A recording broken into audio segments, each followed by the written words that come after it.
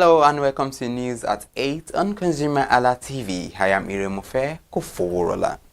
To begin the news this morning, President Bola Tinubu has launched World Bank-backed initiatives at the State House Banquet Hall in Abuja to ease the economic impact of ongoing national reforms. The ceremony on 16 July 2026 introduced a concessional package valued at $2.42 billion. Minister Doris Uzoka Anite confirmed the package includes $500 million for additional economic resilience funding and $300 million for internally displaced communities. The development framework allocates funding across human capital opportunities for prosperity and equity initiatives, covering governance, basic education, and primary healthcare.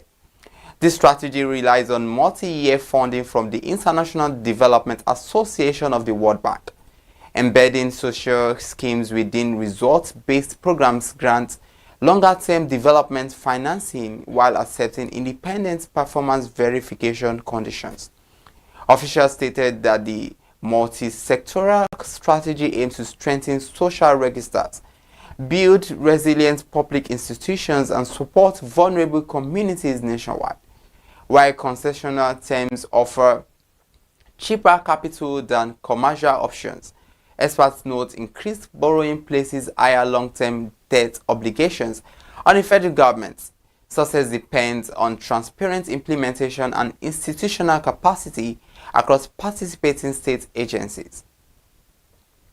Vice President Kashim Shettima has urged African nations to establish a unified policy front to shape global artificial intelligence and telecommunications governance.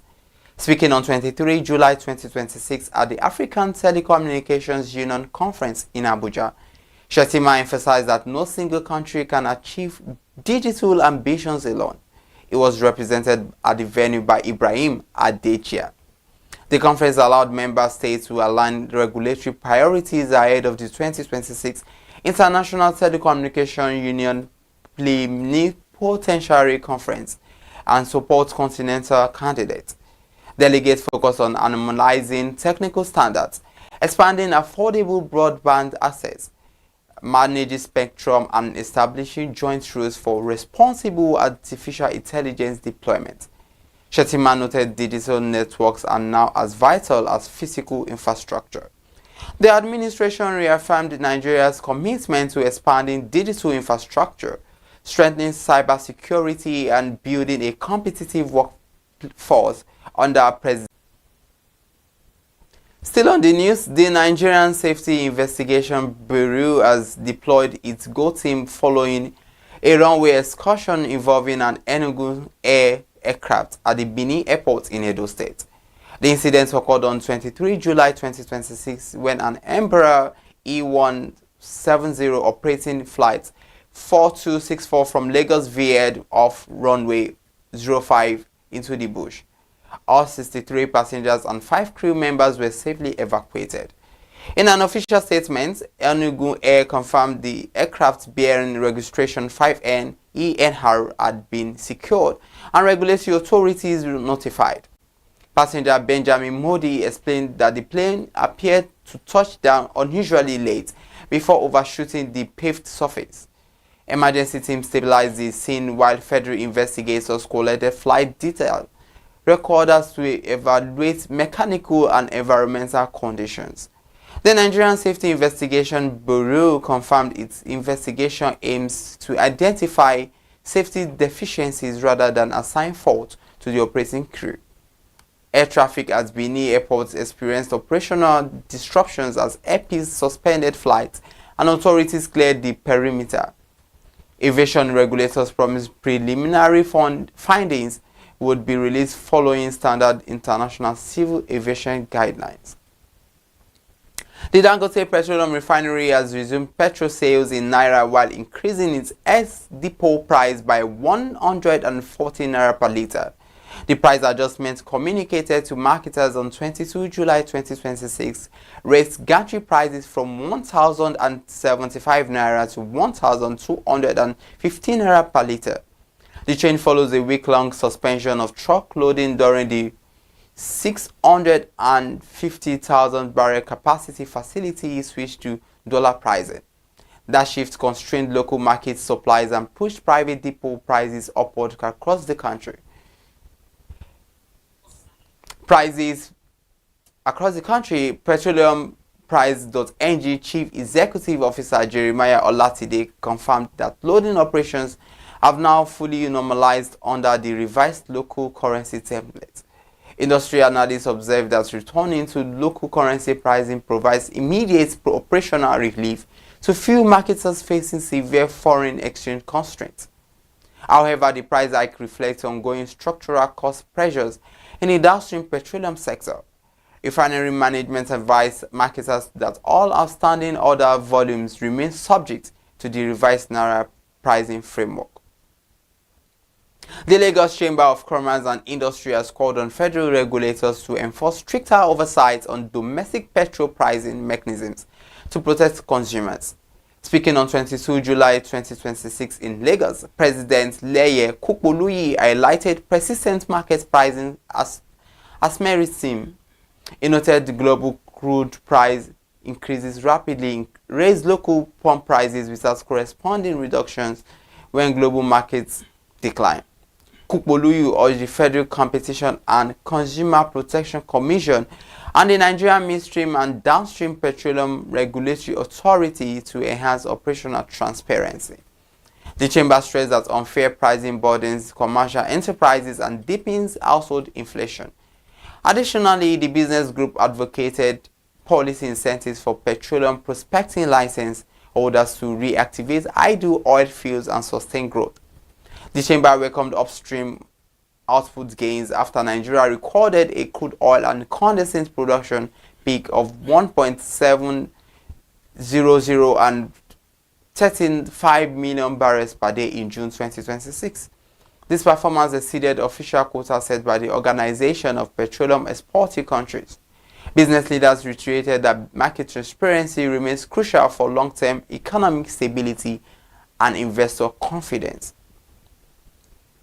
In another development, the Naira faces renewed depreciation pressure against the United States dollar as licensed petroleum marketers accelerate foreign currency purchases to fund imports.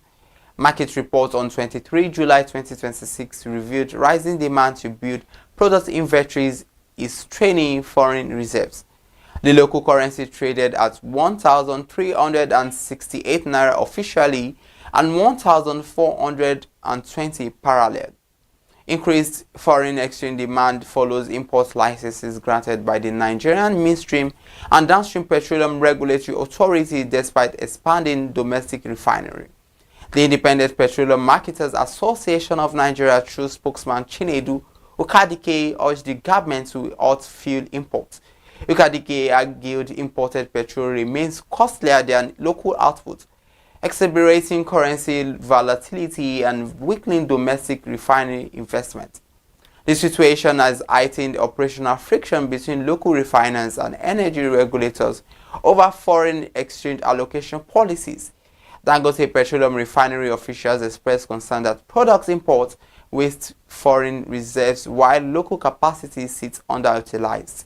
Financial analysts warn unchecked import demand will keep the local currency vulnerable to further downsides pressure over the near term. Nigeria broad money supply rose to 133.25 trillion naira in June 2026 from 129.21 trillion in May. Official data released on 22 July 2026 by the Central Bank of Nigeria showed a liquidity surge of 4.04 trillion naira despite maintaining the interest rates at 26.5%. The liquidity expansion was driven primarily by quasi-money such as savings and time deposits, which reduced 88.54 trillion naira. Demand deposits rose slightly to 39.78 trillion naira, while cash outside former banks fell to 4.92 trillion naira. Net domestic assets expanded by 4.3% 0.37%, while net foreign assets dropped by 1.56% during the same period. Financial analysts warn that persistent monetary expansion complicates central bank efforts to control consumer price inflation. The statistics indicate higher purchasing power and expanding liquidity across private and corporate sectors. The Monetary Policy Committee retained tight policy benchmarks at its latest meeting to balance inflation control with broader macroeconomic stability objectives. Moving on, Minister of Budget and Economic Planning Abubakar Bagudu has warned that subsidized imports and global trade distortions threaten national agricultural growth and food security. Speaking on 23 July 2026 at an agri-food meeting in Abuja, Bagudu called for stronger collaboration among public and private stakeholders. He emphasized that global conflicts have increased fertilizer and energy costs across domestic supply chains. The conference, hosted by the Federal Ministry of Agriculture and Food Security, focused on modernizing agriculture through technological innovation, institutional reforms, and private investments. Bagudu reaffirmed President Bola Tinubu's commitment to using agriculture for economic growth. He commended Agriculture Minister Abubakar Kyari for driving the comprehensive Africa Agriculture Development Program to lift citizens out of poverty by 2030. Bagudu highlighted that over 42 million agricultural households, predominantly small householders, from the foundation of national food production. He noted that empowering smallholder farmers with technology, financing, and market access is critical to raising overall productivity. Under constitutional provisions, agriculture remains a shared responsibility among federal, state, and local governments to guarantee long-term food security. Still on the news, the Office of the Tax Ombudsman has finalized the Taxpayer Bill of Rights to promote fairness, transparency, and trust in tax administration. Chief Executive Dr. John Nwabueze announced the charter on 23 July 2026 during a Lagos engagement with the Nigerian Bar Association, the Chartered Institute of Taxation, and the Institute of Chartered Accountants. Nwabueze stated that the draft charter is complete and awaiting final administrative clearance from the Ministry of Finance and the Presidency before public unveiling. The initiative aims to clarify statutory rights, establish transparent grievance mechanisms, and improve compliance relationships. The agency has already established complaint systems, a toll-free call center, an automated portal, and taxpayer education programs. Keynote discussions emphasize that institutional partnerships with professional bodies are essential for building predictable tax ecosystem. Nwabueze stressed that an effective onboard requires active cooperation from legal and accounting practitioners interacting directly with taxpayers. Revenue authorities expect that the charter has to prevent arbitrary assessments, encourage voluntary compliance, and strengthen public trust in dispute resolution.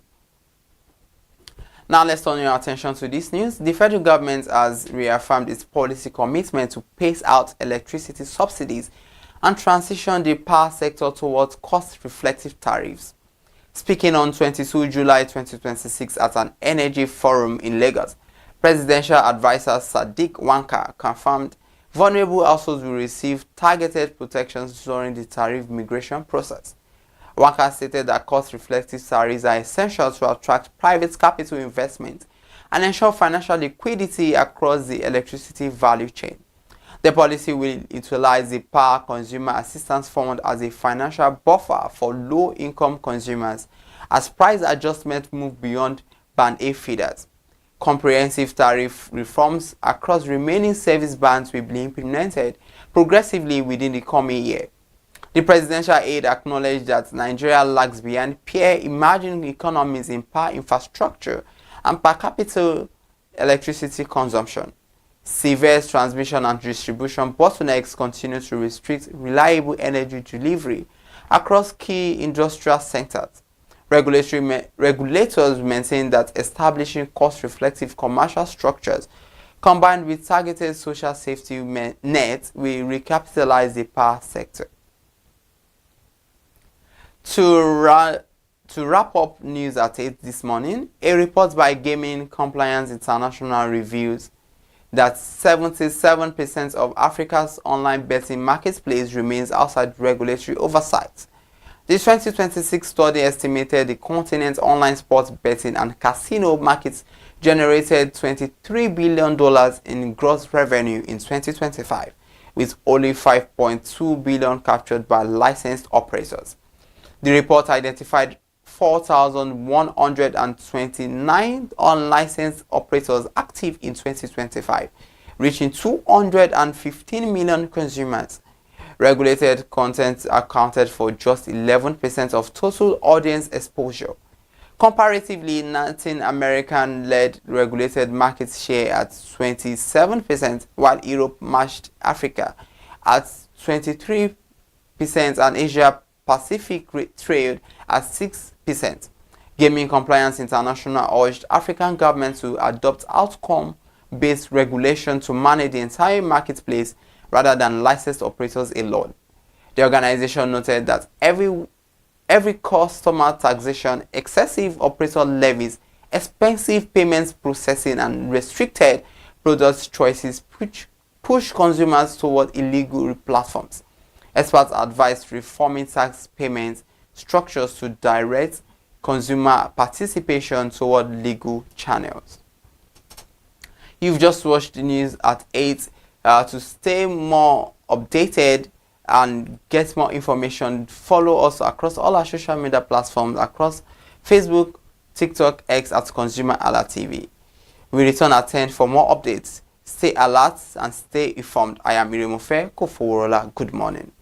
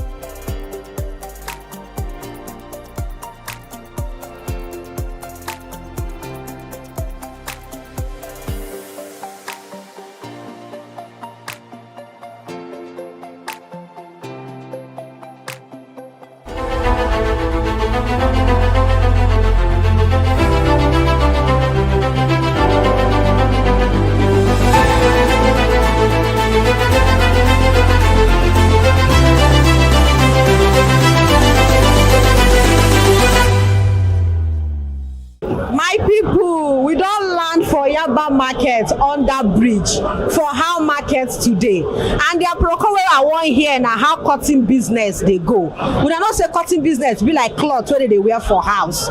We no dey really talk about cotton o, but if you enter people house, you go dey see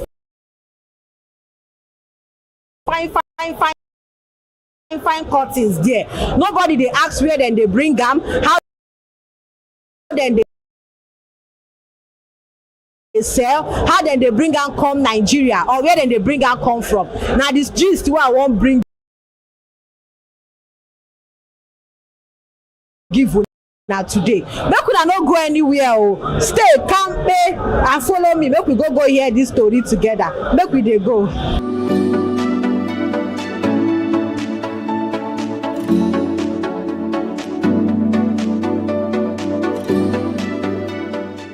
Good morning, ma. Good morning. Wetin be your name? My name is Chioma Jen.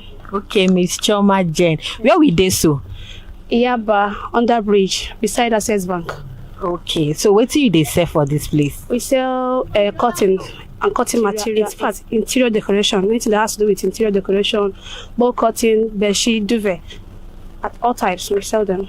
Okay, so how this cotton business dey go?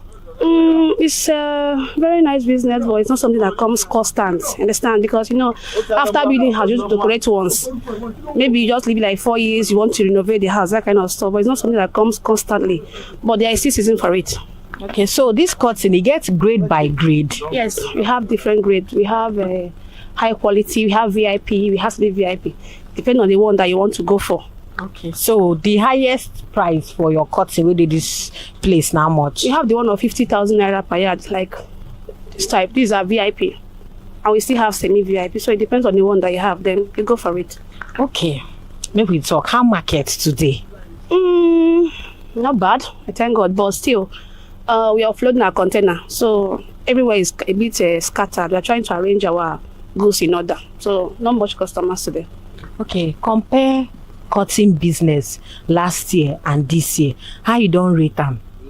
I know. Well, this year is better. You know how business is. You keep growing. That's what business is all about. You keep growing. You keep expanding. You get to know people more. People will get to know you more. You get more contact. So it's something that expands. Business, you keep expanding. As far as you're pushing further, you got to meet people. Okay, you talk about business, keep growing, keep expanding. Yeah. So what be the challenges where una dey face for this cotton business? I be the business just they smooth, they go like that. Not that smooth, but sometimes customers do stress us because some will come with like 7,000 naira, thinking they will get a material of 10,000 for that 7,000 naira, and try to explain to them, they might not understand it. Understand? Maybe they will price somewhere else. They'll give them like 4,000 naira, forgetting that there's what we call qualities. Understand? The person will give them lesser qualities and lesser price, and they'll be comparing it with our own materials. Okay, you don't talk about quality now. Where una they bring una material? Where then they bring and come? From China. Okay, when they import from China, Yeah. Okay, now you make the price Yes, where it's not even that high. It's not high. Just that we'll go for quality materials. It's not high because we import from China and Turkey. Okay. When be una cash out period for this business? Anything that has to do with Mba month, they there because they try to renovate their house, that kind of stuff. Those that are building house, they try to finish up their house because of a Christmas celebration and New Year. And thank you, man.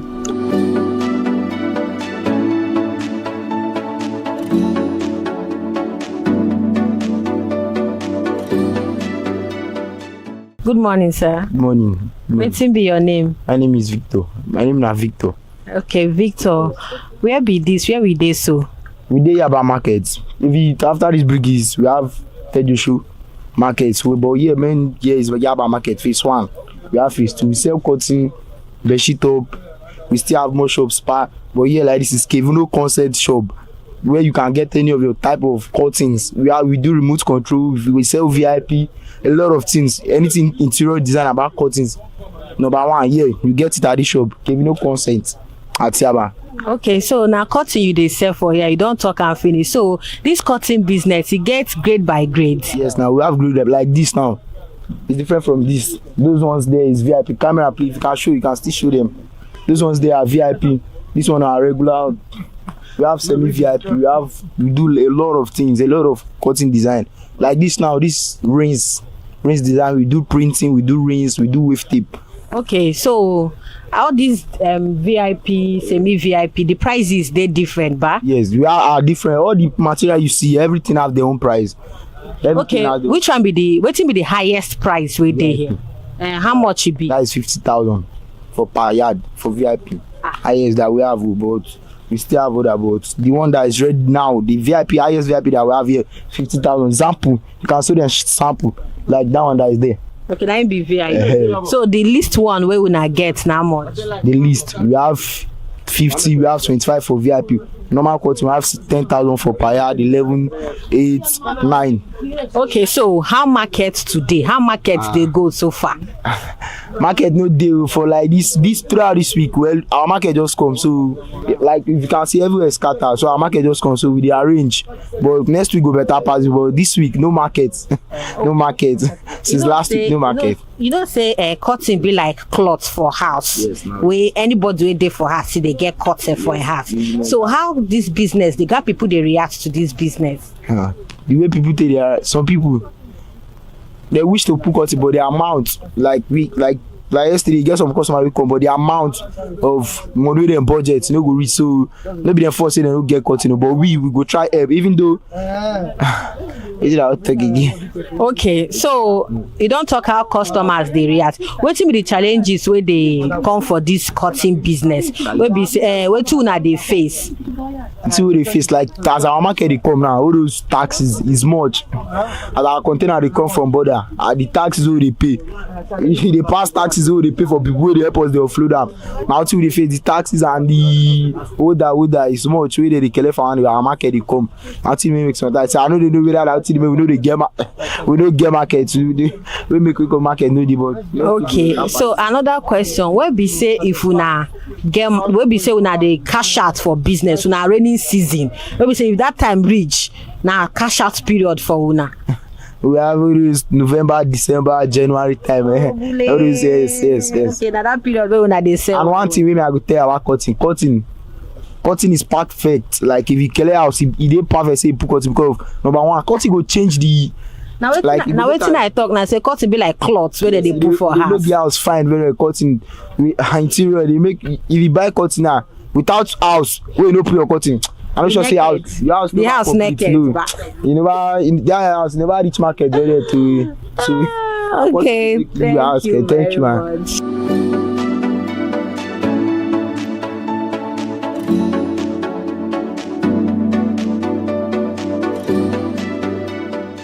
Good morning. Hi, good morning. Wetin be your name? My name na Oyinyechi Mary, or you can call me Mary. Okay, so where be dey so? We dey Yaba, under bridge side, close to Access Bank, Yaba. Okay, so wetin you dey sell for this place? Na cotton, so anything interior, curtains, cotton accessories, tie back. We deal on anything home interior. Okay, so for this your business, this cotton business, it gets grade by grade. Yes, now it get grade. We get smart, we get heavy, we get matte, and we can't get VIP. Now VIP be the highest of the grade for cottons. And the highest price wey dey here, na how much? Depend though. VIP na 50,000. Heavy fee be like 10,000. Smart, you can get smart for 5,000 and other prices and above. It depends on the range of material you're looking for. Okay, since when you did this cotton business, how markets they be for cotton business? Markets they fluctuate sometimes depending on the season too. People no get money. Now who get money they come buy cottons. But at the same time, we thank God. The only problem we have is price and inflation in the country, because for these people to they clear goods. When they clear goods finish, they go put price for where they clear goods. So that one fit be challenge for curtains and other stuff. So okay, now the challenges wey una dey get be that. And the challenges where they clearing and forwarding can be something very stressful. They will come put money for clearing and forwarding. The people wey get shop go wan come put money for their own goods, making the business a little bit difficult to move forward and price. Okay, so what do you want to tell your customers outside now? May God bless you now. No, now come buy cotton from us. Because now when God bless you now with money, we go see money, come buy cotton from us. Okay, thank you. Thank you very much.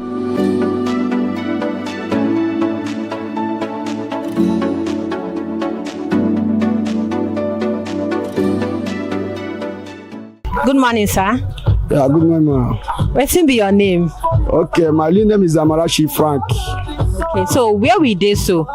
This is a Kevin Concert, Nigeria Limited Cotton, bedsheets, and anything about interior. Where the place they located? This is number 2, Ojoregba Road, Majide House, beside Access Bank, under bridge, Yaba. Okay, so what do they sell for this place? Okay, this is cotton. We are here to design house, cotton or blinds or bedsheets or duvet. Anything concerning to decoration, we do it too. Okay. So this your curtains, it gets grade by grade. Yeah, actually, we have a grade by grade. Have some here, have a cotton per 50,000, 40, 30, 25, 8,000, 10,000. But some of our customers will be at home and get budget that you can get cotton of 3,000. You cannot get cotton of 3,000 for now. You know, so something, the cotton have grade by grade, in fact. You have grade, you know, so something that says 5,000 and 8,000 is not the same level. Yeah. Okay. So how markets today? Thank God for today because our cotton lands on Sunday we will float 40 feet. Today we are already make a float 40 feet again today. Okay, so there's not much customer today. Okay, so compare business last year and this year. This your cotton business. How you don't go so far? I cannot lie for God. Last year is good, very well. This year is much better. This year is much better, but it's not like that. But everything cut it too hard. You understand? Yeah. Okay, you say cutting too hard. What do they affect this business? So they make them slow, or what do you feel say they make this business? You know, they go fast. And the economic of country, the economic for the country. You understand? Like they make the business cannot move. No, it's not only my business. Everywhere, as Nigeria did, I cause the country too hard. In fact, that's why everything too slow. So cotton business no be waiting person. Don't be like cloth wey they wear for house. No be waiting person go job. No be everybody. No be waiting they change all the time. So when be your cash out period for this business? I want to use the opportunity. Like Salah time, I have a lot of customers. Muslim, they patronize me very very well.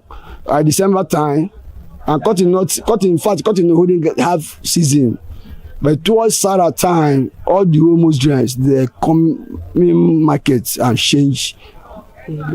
Yes, and some Christians also coming. So I appreciate all my customers. You understand? Yeah, thank you. Okay, thank you.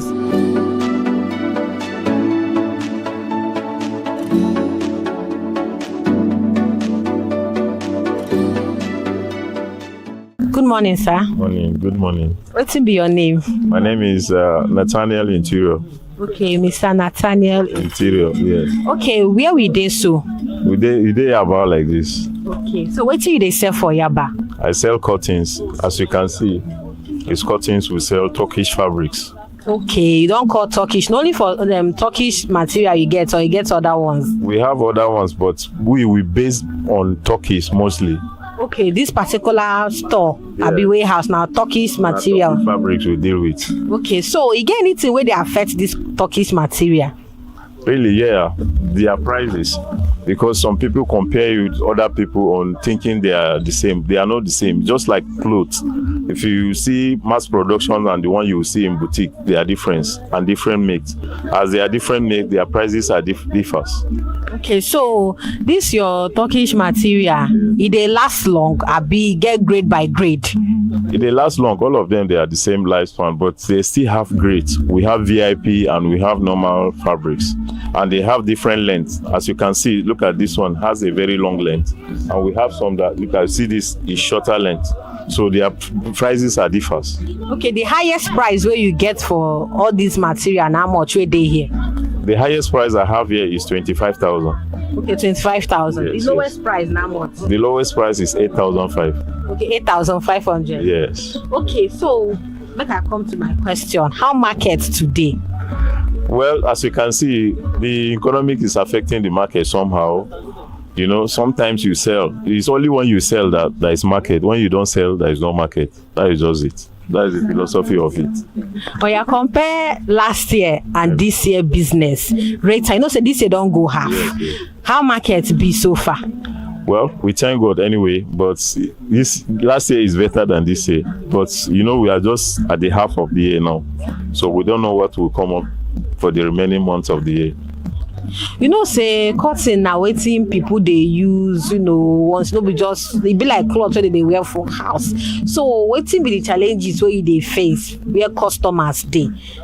Most of the challenges are the prices.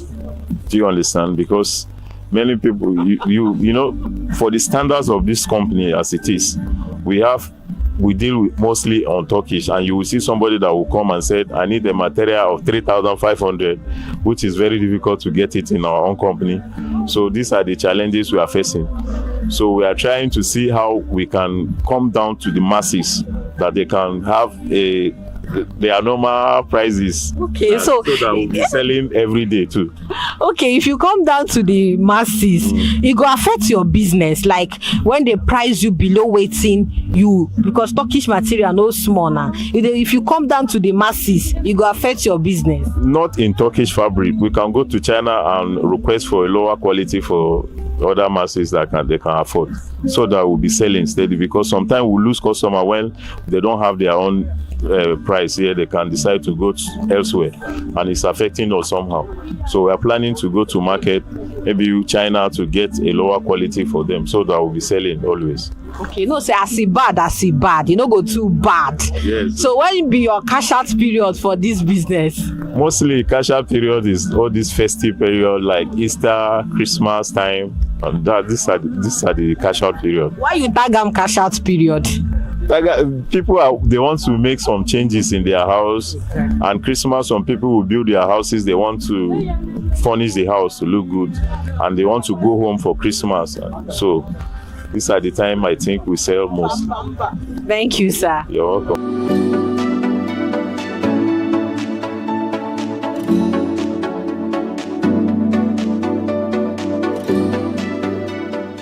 Good morning, sir. Good morning. Wetin be your name?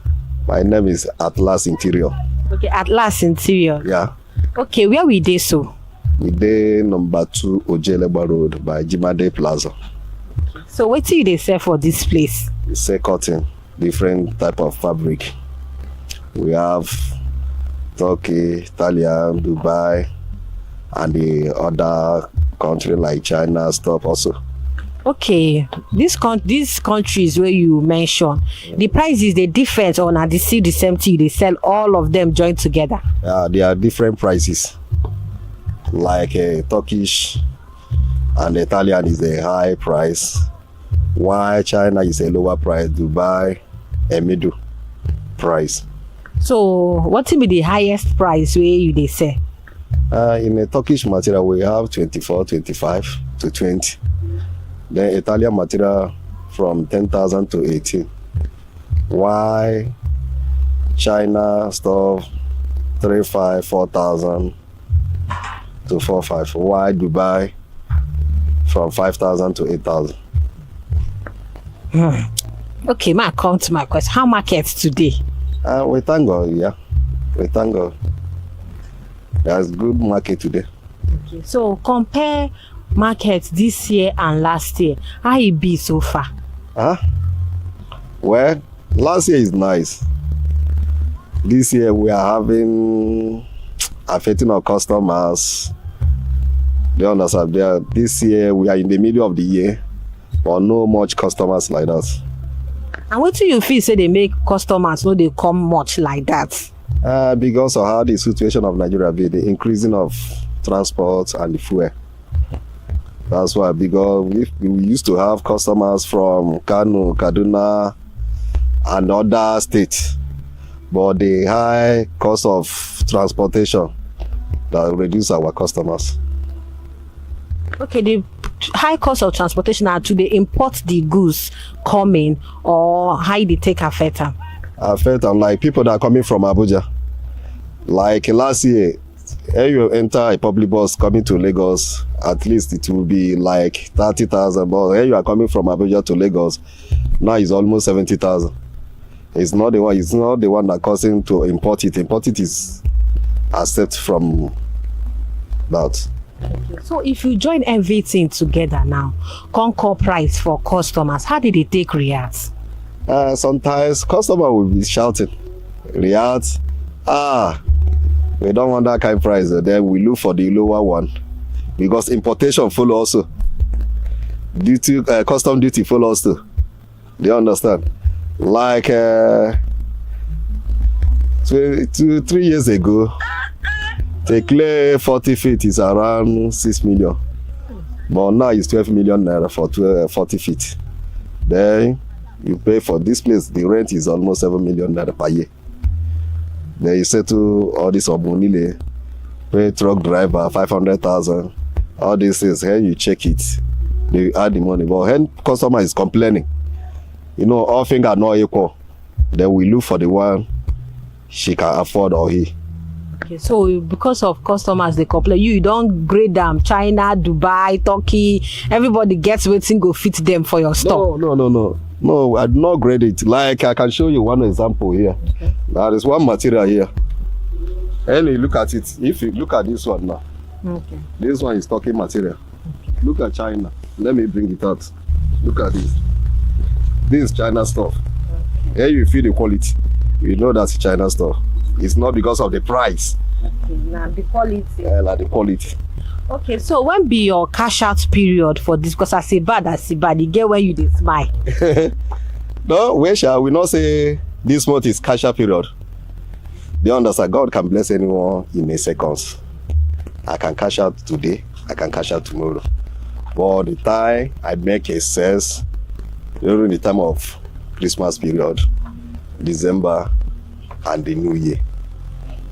You don't explain this business enter like I don't even feel them. I don't see everything where you talk. So what do you want to tell your customers now? Everybody where they watch how markets today.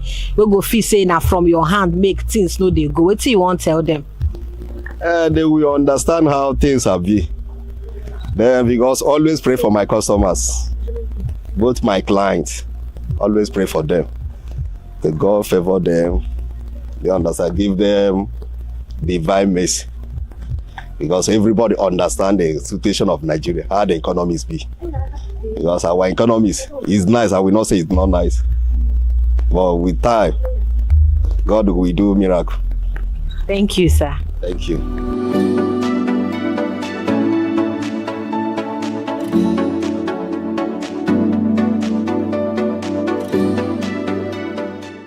My people, I still dey market, so and now even inside one person shop I still dey like this. We don't hear from everybody mouth how cotton business be. Cotton business no be small money o. The wetin they call, they bring am from Turkey, they bring am from China, they bring from Dubai.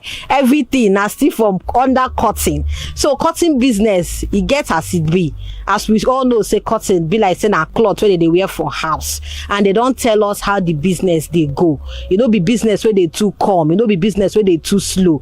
Now anytime where people get their time for house, they go come buy cotton. So now wetin we come here by under bridge can't do today. Oh yeah, now make we wait for another episode on how markets today. Follow us on all our social media: Instagram, Facebook, TikTok, ConsumerHallaTV, and subscribe on our YouTube channel, ConsumerHallaTV. My name na Elizabeth Eze. See you on our next episode. Bye.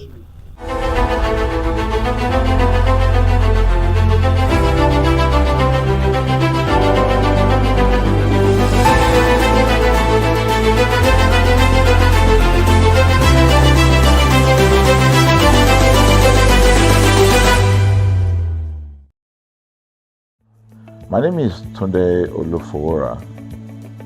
I'm the CEO of Brand Communications. We are the we call the publisher or the owner of the new initiative called ConsumerHallaTV.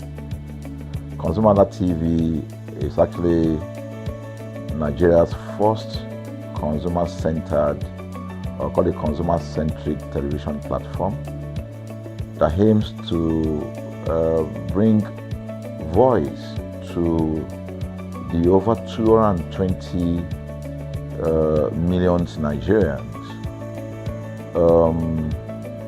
It was a vision that came to my heart about 10 years ago. I remember that I was traveling. I traveled out of the country, on airline, and I had this unpleasant experience. It was a trip to an African country from Nigeria, and I actually went with a local flight from Nigeria. I wouldn't want to mention the name of the airline, and then it was to South Africa, and we landed in South Africa, and let me just paraphrase it. When I was coming back, I had some money, some dollars, and that someone had given to me to hand over to another person in Nigeria. So I wanted to help out.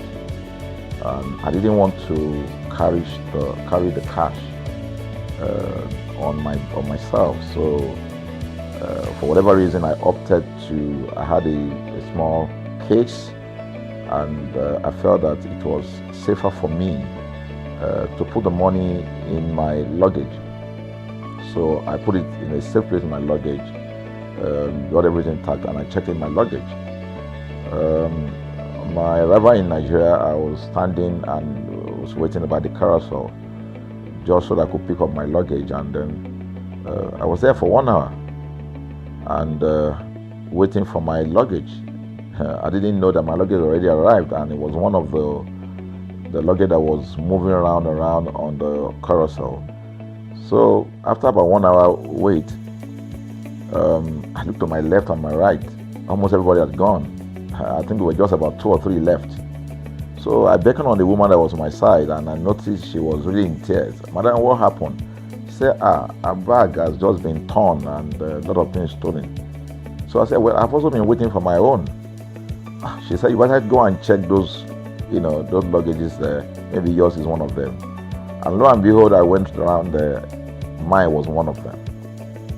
By the time I got it, everything inside my luggage was gone. All the valuable things there were gone. To cut the long story short, we felt there was need for us to report the case, at least to the airline. It was in the night, about 8 o'clock or 9 o'clock. We went in to go and see the officer that was in charge. As soon as we got in there, the officer said, "Oh, so sorry, but you will have to go to our head office in somewhere in Victoria Island, to lodge a complaint." Okay. So the next day we went to the Victoria Island and we lodged a complaint, and that was it. And since that day, I'm talking a story of over 10 years ago, I didn't get a call, not even a call from that airline to talk to me about what happened to my luggage. Now, about a month after that trip, I had another opportunity to travel out of the country. This time around it was to US, and it was an official assignment. And I flew on, I will mention the airline this time around. I flew on a BA. I really didn't like BA. I usually go with Virgin Atlantic and things like that. But my protocol officer convinced me and said, "Okay, you will love BA. Why don't you go on BA?" Anyway, so I went on BA to US. And of course, when I returned from US to Nigeria, we had to do, of course, there'll be like a connecting flight from Heathrow.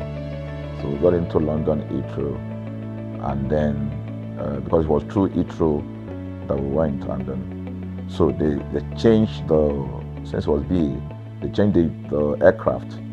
This time around to a bigger one. I mean, clearly because there were more Nigerians, or more people that were planning to come to Nigeria, and then we boarded.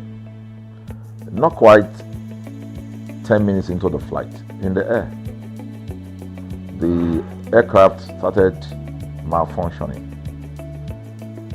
The air conditioning compartment were not functioning very well. I was on what we call business economy. The whole of that business economy, all the way to economy side, the ACs were not working well. It was hot, and then I was watching, and then from that moment till we got to Nigeria. From that moment till we got to, I'm just trying to paraphrase. From that moment till we got to Nigeria, I could remember very well how many times the pilot, broke into conversation and had to apologize and say, "We're really very sorry about this." He was giving us almost every 30 minutes. There's always a kind of update. "So sorry, this is what we're doing now, this is what we're doing." While we were on that journey, I also remember an incident. So they came, the crew apparently couldn't resolve they couldn't manage the crisis or what was going on about it. They couldn't fix it. So they come up and said, "We're so sorry, but for all the inconvenience, we're declaring, free lunch, free whatever it is you want, you can get." So trust Nigerians, you need to hear how everybody were jubilating, But something struck me. The experience I had just about a month before, and this experience, somehow I started comparing them. I was trying to see how this matter will be managed. Again, to cut the story short, we landed in Nigeria on BA. Before we landed, the pilot announced and said that for the inconvenience, they will be giving a voucher of £50 to everyone that flew on that aircraft. I thought it was a joke. I mean, it was my first time with BA, but for what I knew or know of the British man, a British man would never even play with his 1 penny, talking of £1. So I felt that must be a joke of the year. So we left. I got back to my office. I think it was just about a week after. My officer, our guys in our mail room came up and said, "Oh, you have a parcel." So I said, "Parcel? Yeah." So they bought this parcel wrapped. I opened it, and boom, I bought the document out. It was the £50 voucher from BA. So what's the tenor of this story? An experience with one airline was terrible, no apology. An experience with another one, even though it was a bad experience, but it was very well managed. So managed that even if we have suffered anything in that aircraft, you probably, for the sake of how they manage it, will have forgiven them. So that was how this journey started. So I started thinking, my mind, this is what we go through in this country. But are we different from other nations? So God put in my heart the idea of ConsumerHalla. That's why the Halla came with consumer. And we started that journey about 10 years ago. We started by creating a platform called ConsumerHalla, where consumers, so I discovered that Nigerian consumers don't have a voice. So things happen, and that's it. We live with everything. So we've started the journey from creating the platform. We have an app, we even have a magazine, and we thought we could move it from that to the next stage, which is the television. So the TV today, has come.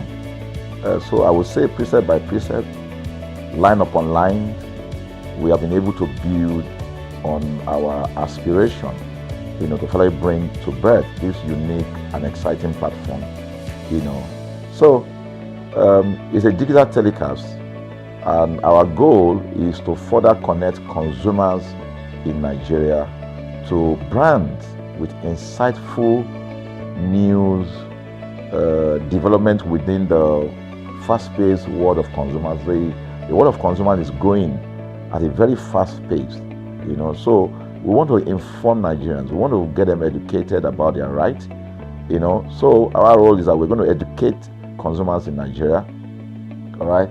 So by bringing them specialized and what you call analytical, research-based content generation that will inform, educate, sensitize the audience, So that's ConsumerHallaTV. So I call it an offshoot of our ConsumerHalla brand. ConsumerHalla brand actually was the first we call it the first complaint or consumer complaint resolution portal. When we started it about 10 years ago, or about 7 years ago, it became the first complaint resolution portal. We created it so that Nigerians can actually lodge complaint on that portal. We spent a lot of resources to build a very robust platform where today, if you have any complaint, about any brand, any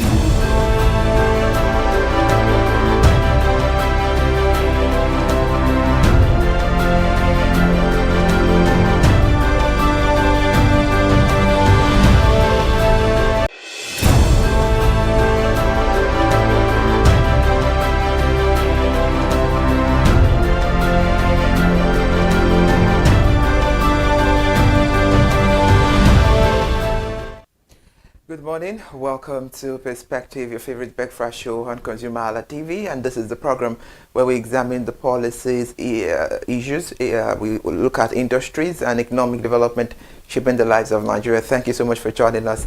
Absolutely, breakfast is served on the table this beautiful Friday morning, the weekend edition of Perspective.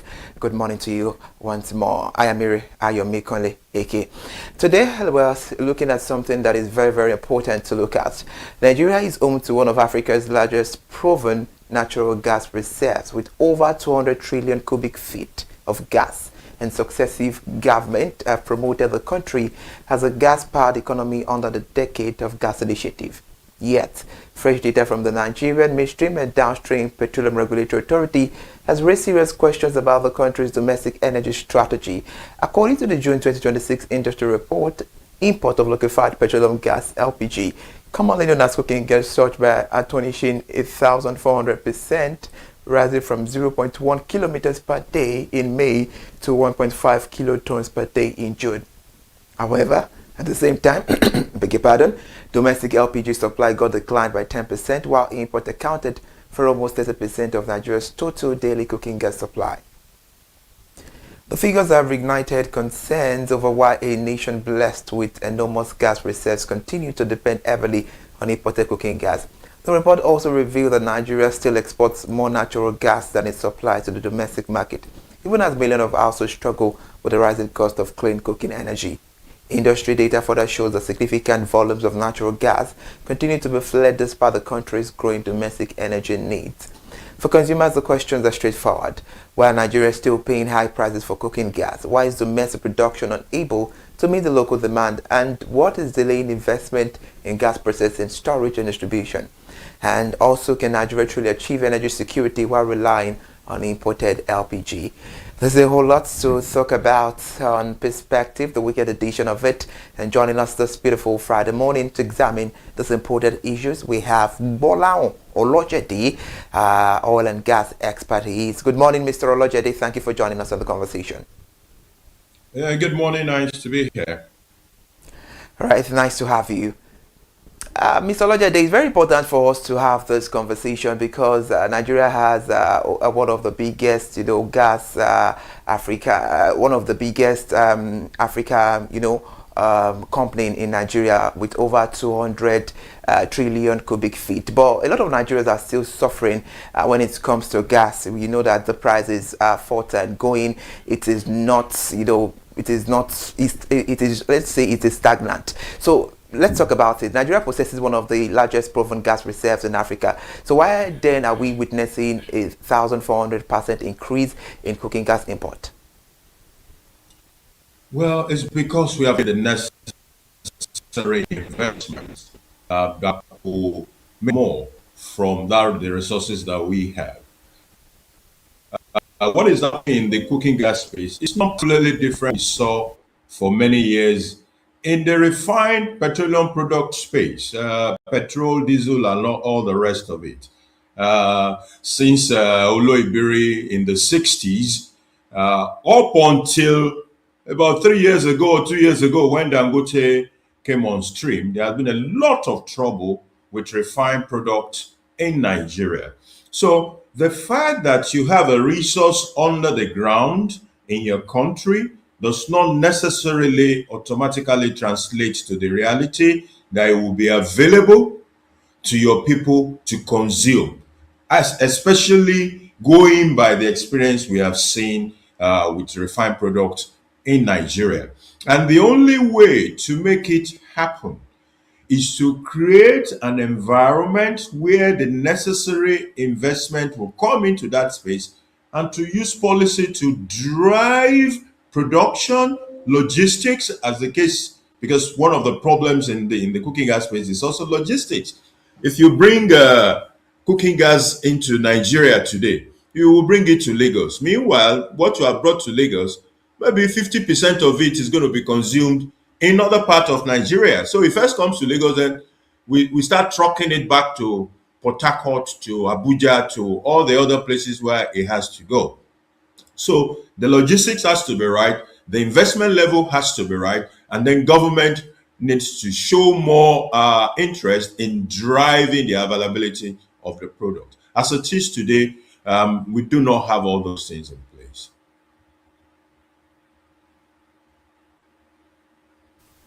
Agree that the logistics has to be right and the investment has to be right as well, and the government has a whole lot of things to do.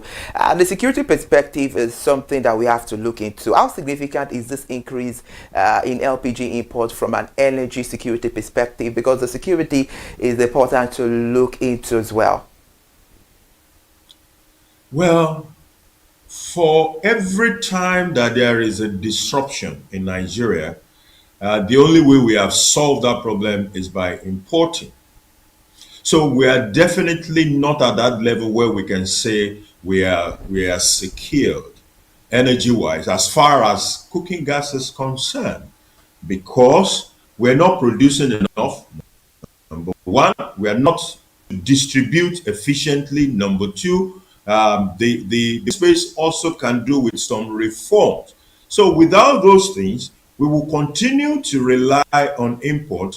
And where there is now an import disruption, for example, imagine that the source of our import is somewhere where the ongoing geopolitical issues in the Middle East has affected it. So what do? We are definitely going to be in very serious trouble. So the right thing to do is to regulate production, mapping with what Dangote is able to do. I think for the month of June, it was reported that the aviation fuel in Europe, Dangote refinery was the largest exporter to that market in Europe. So those kind of achievement that has been done in aviation field, we also need to be able to do in the cooking gas space in Nigeria. If we do that, then certainly we're building our way towards energy security. But as it is today, we're not secured as far as cooking gas is concerned. We're not producing enough, we're not efficiently moving what we have produced, and there is not enough policy support in that space to drive sufficiency and adequate supply to the consumers. I agree with you that there is we don't have enough policy, to support that.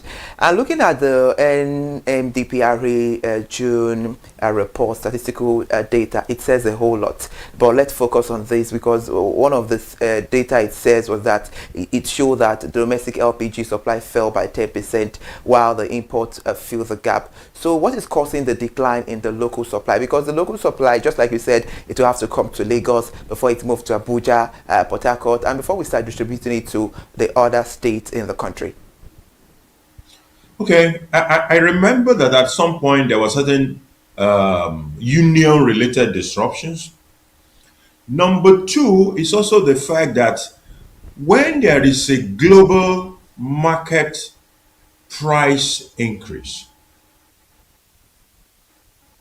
and producers can get more for their product in the global market, why would they sell to the local market? So selling to the local market then become a policy-driven issue, or we leave it to patriotism. Otherwise, it's like it's like looking at say America and the fact that America is the largest oil producer in the world, and that therefore when there was a geopolitical problem in the Middle East, it should not have affected the largest producer of oil in the world. But that was not the case because oil is a global product, just like gas is a global product. So when you have a global product with a global price, the temptation is always there that if there is an opportunity to make more money by selling outside, a private investor will naturally sell to where it can make more money. So that could be a core part of why supply actually reduced in Nigeria. There is a better pricing out there, and people will just push it to where they can get better price, including even within the country of Africa. There are places where you can get better price for those products, which is why, again, why we're not saying government should control prices or intervene in a way that would dissuade private participation. We are saying that there are certain policies in that space to encourage and incentivize the supply of the local market, or the prioritization of supply to the local market. Moving forward, Mr. Olojede, you spoke about government policy, and to be brief about it, with what you've seen and the case of what we have right at hand, there is a whole lot of reformation needed with the government policy in sector of this gas, so that absolutely it can be affordable and it will be something that everybody can have access to. But let's focus now on the government policy, because it's of no news that Nigeria continues to export a large share of its marketed gas than its supply domestically. So should the government policy now prioritize local consumers over export, or what should be done? Of course, policies should prioritize local consumption. So whatever we need to do to incentivize the system to supply to the local market is part of what will help us to solve this problem. You can't force them, or you shouldn't force them, but you can incentivize them to do it. You can look at incentives that will help to make them want to supply to the local market in the face of the opportunity for making more money outside there.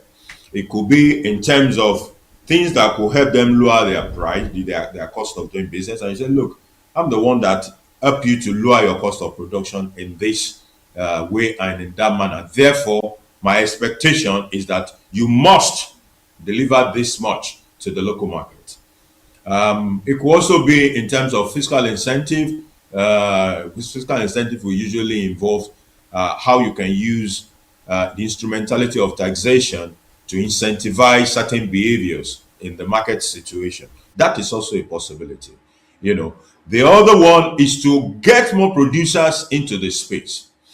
Any policy of government that will encourage more producers to come into the place will mean that we probably at some point will produce more than we can even consume. When we get to that level of supply, price will automatically moderate. It's a normal market situation. You produce more and the price will respond correspondingly. And that will automatically mute the pressure of, oh, I want to take my product out there to go and get money, because there is now so much supply in the market. At the same time, if there's so much supply in the market, it will also mean the penchant for import. In our country today, every time and any time there is disruption, automatically the only short-term measure is to import, which is what we saw in June. Where by virtue of the problems in the Middle East, gas price went up astronomically. And the only shot, and at the same time, while production wasn't living up, in fact, it was reducing. The only way to do that was to import, which was why we saw the import bill for gas in the June 2026 skyrocket. So as a matter of a medium to long-term measure, we must incentivize more local production, incentivize more local supply to the domestic market, and we can begin to tame this monster that has bestrode that space for such a long time. That's very good. Mr. Olajede, looking at the cost implication and the budget, you would agree with me that a whole lot of investment has been pumped into the sector for over a decade now, but it's still nothing, amountful to write home about. So despite the huge investment in the gas sector over the years, why has domestic LPG production, remained insufficient, and everything still look like, stagnant? Business decisions in those directions and in many other directions is simply based on the mathematics of the market. If it doesn't add up, you're not going to get the right level of investment, and you won't get those supply rev up dramatically. It's like saying, how come there were so many refining licenses in Nigeria before the Dangote refining, but nobody was producing? In fact, record added that about 20 or 21 people have applied and have gotten refining license over the years, but nobody was refining anything. It is because an investor wants to be able to see through his money. And if there are market disruptions or policy issues that will not make him see through that money, then he's not going to invest. So the question you have raised is very critical. How come there is still not enough investment in production of gas, such that these issues we are raising, because this issue has been on the table for such a long time? Why have we not been able to gravitate investment in that direction? It is because there are still one or three things that are not adding up for those investments to be made. So we must continue to engage that space, especially the policymakers in that area, the regulatory agency, federal government of Nigeria, and the other private sector stakeholders in that space to fix all these problems that we're talking about.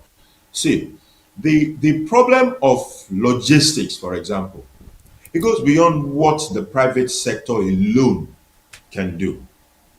And one will expect that, that was once a time. Look at, let me paint a picture for you. Imagine that at some point in our country, gas is being produced at Boni, which is in Bayelsa State. Of course, there are also consumers of some of the product of those production in that same Bayelsa State. But when that production is done, it comes to Lagos first, and then it goes back to Boni, to Bayelsa, or to Port Harcourt for consumers in that market. At some point, that is what we have in this country. So just close your eyes a bit and imagine the logistic nightmare that creates. That has improved a little bit, but not quite. The same goes for storage. These products have to be stored. And if there is not enough storage facilities, it means the problem I just described now will repeat itself from the perspective of storage facilities. If all the storage facilities are located in only 2 or 3 places, then it means that whatever is produced is moved to only those places from where it is now distributed further. The cost of all this logistics is hell, is nightmare. These disruptions within the system that we must smoothen. We must smoothen it. And if we do that, we are going to see an improvement in the level of investment that is coming into that space to help us utilize this resource that is tied down under the ground of Nigeria. Of course, there is also the international dimension, the problem about how much gas we have and how much we're producing. It's also a challenge for our capacity to supply the international community. There have been all sort of pipeline projects that have been on the table for a very long time to take gas from Nigeria to Europe, to take gas from Nigeria to the countries above Nigeria. While those projects have been there, the progress have been slow. Already, as it were, if those projects have moved as fast as they're supposed to move since the years that they have been on the table, now that there is gas problem in Europe, with Russia being cut off from gas supply to Europe, and America is all the way at the end, and a country like Nigeria could have a very beautiful alternative to provide gas to Europe. But we're not quite there as it is today. So there's a lot of work to be done. All right, interesting. To take the bull by the horn, Mr. Olojade, because we all know that the importance of us having this conversation is that Nigerians will be able to have access and afford gas in Nigeria. So what role should the Nigeria LNG and other gas producers like the NLNG play in ensuring affordable cooking gas for Nigerians? Well, those organizations need to allocate a portion of their production to the domestic market. Now, if they are not allocating it, I mean, this government has mentioned this in the past. Government has actually tried to see to make that happen in the past. If they are also not now allocating it, then we must ask the necessary questions. Why are they reluctant to allocate to Nigeria? If it's whatever that problem is, sit down with all the stakeholders and solve that problem. That way, we can assure that they will provide for the local market as well as fulfill their contract internationally. Don't forget that most of those, not even most, literally all of those international contracts are long-term, and they are literally of God must meet all obligations on the long-term contract internationally. So what we have seen over the years is that those long-term contracts that are international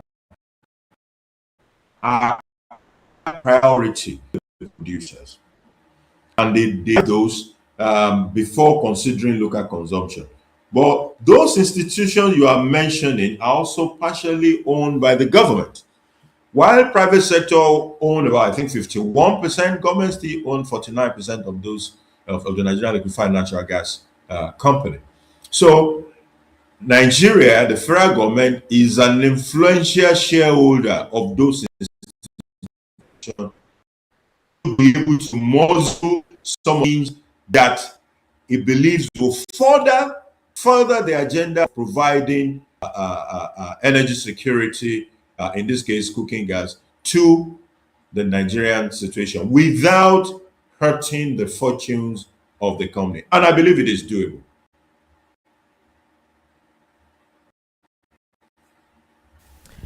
Okay, let's look into the data and checks. The report indicates that imports now account for nearly 30% of daily LPG supply. So is this level of dependence sustainable to, the Nigerians, the domestic, people that we are talking about? I mean, we the masses.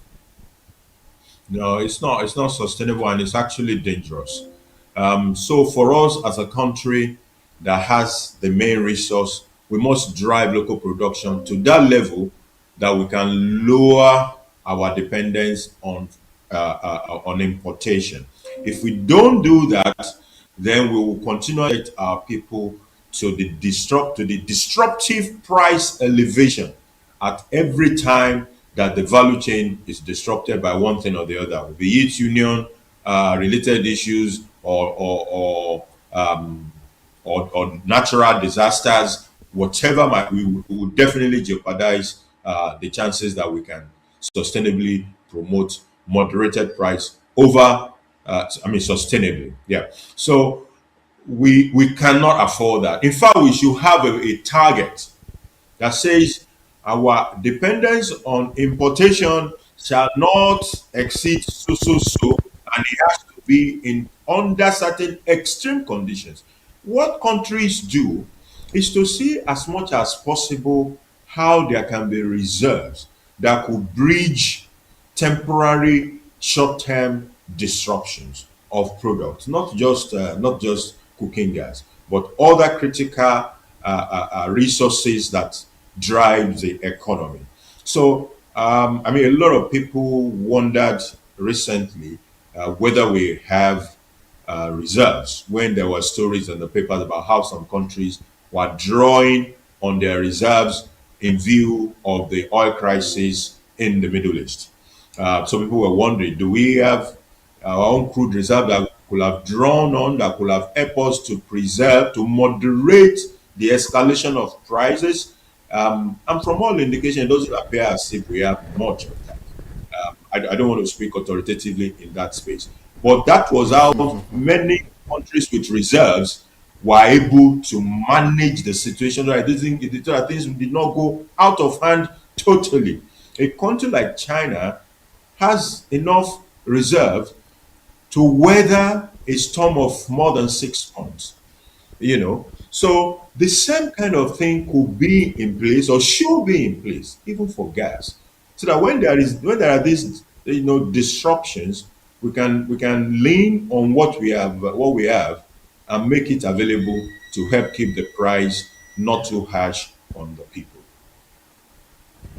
Talking about the disruptions that you just mentioned in your just concluded analysis, we have a whole lot of factors that is causing these disruptions, and a whole lot of factors, affecting the gas sector in Nigeria. And the foreign exchange is something paramount that we need to look into. So, how much of the current cooking gas price is being influenced by the foreign exchange fluctuations and import cost?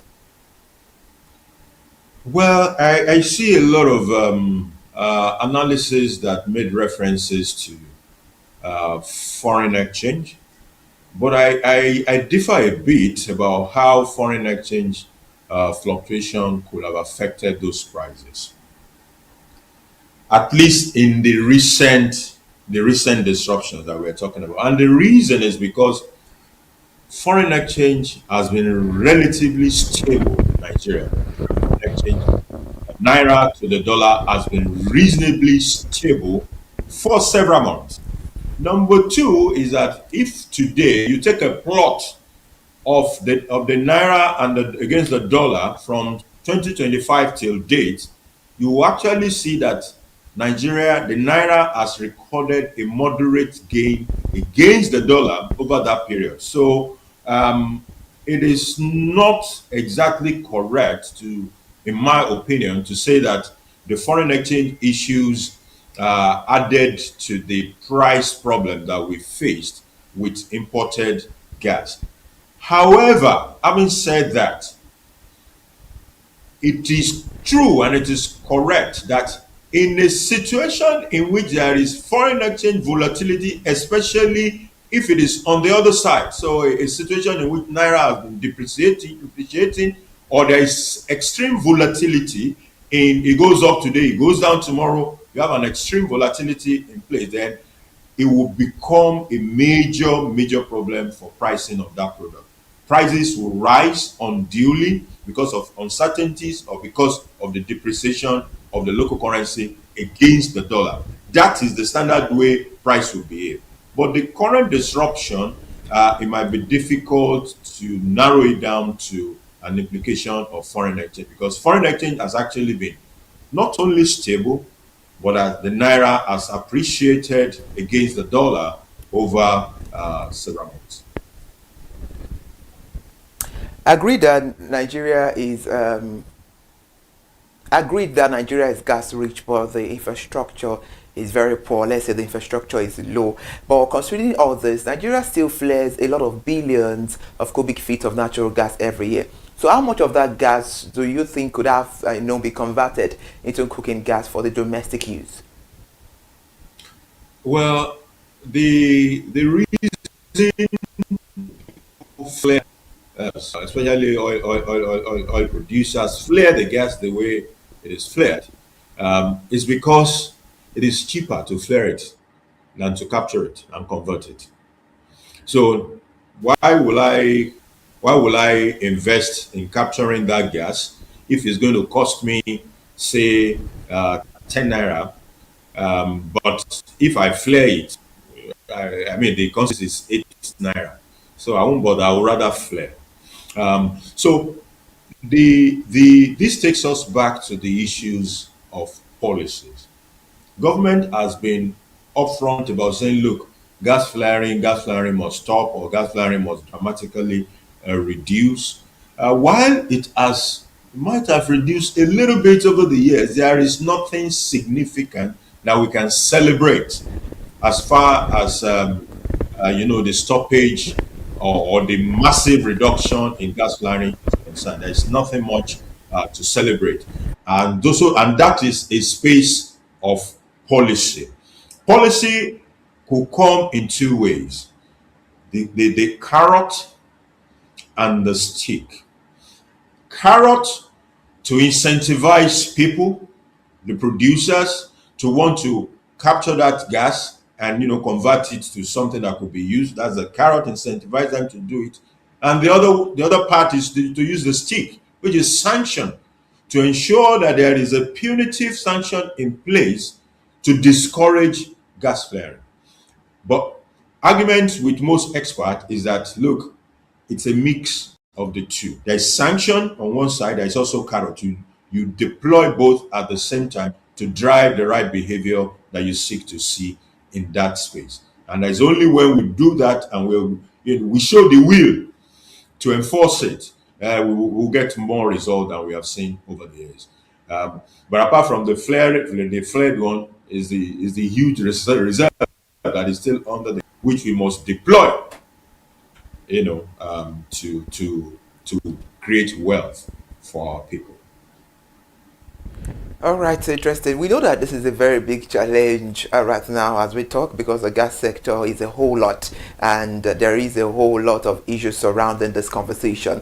So we know that there are inadequate gas processing plant, there are storage facilities, and the transportation infrastructure too as well. So we know that all these things are, can we say they are contributing more to this challenge than gas availability itself? Definitely, those are the main problems, which I like to put in three buckets. Number one is that we're not producing enough. Number two is that there are seriously inefficient logistics around the distribution of what we produce or even what we import. There is serious logistic problem. And number three is the fact that we can do better with policy formulation and enforcement at part of space. From those three buckets, we can do more to drive the solution that we require to change things in our gas supply domestically in Nigeria.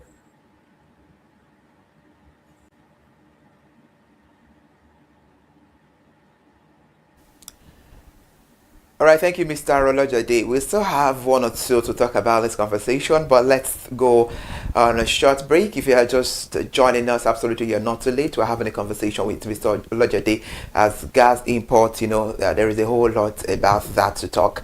Let's go on a short break.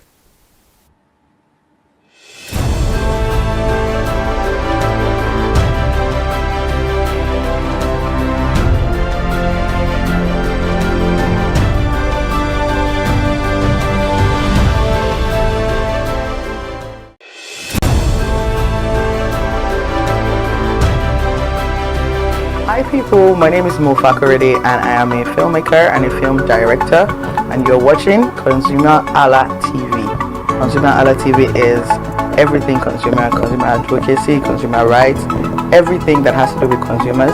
On this TV, you'd watch, you'd learn, you'd be educated, and you'd be entertained. Keep watching Consumer Halla TV. My name is Olubukola Ozone, a photographer and a social media enthusiast. You're watching Consumer Halla TV. It's a consumer advocacy TV. If you have a problem, anything, any consumer related problem, just holla at them, just like their name implies, and they're going to get it sorted for you. Keep watching, stay tuned. Thank you very much. Hi guys, my name is Joba Jalabi. I'm a marketing communications professional. I currently lead marketing at Flash Change, a fintech startup. Keep watching Consumer Halla TV, a consumer advocacy channel.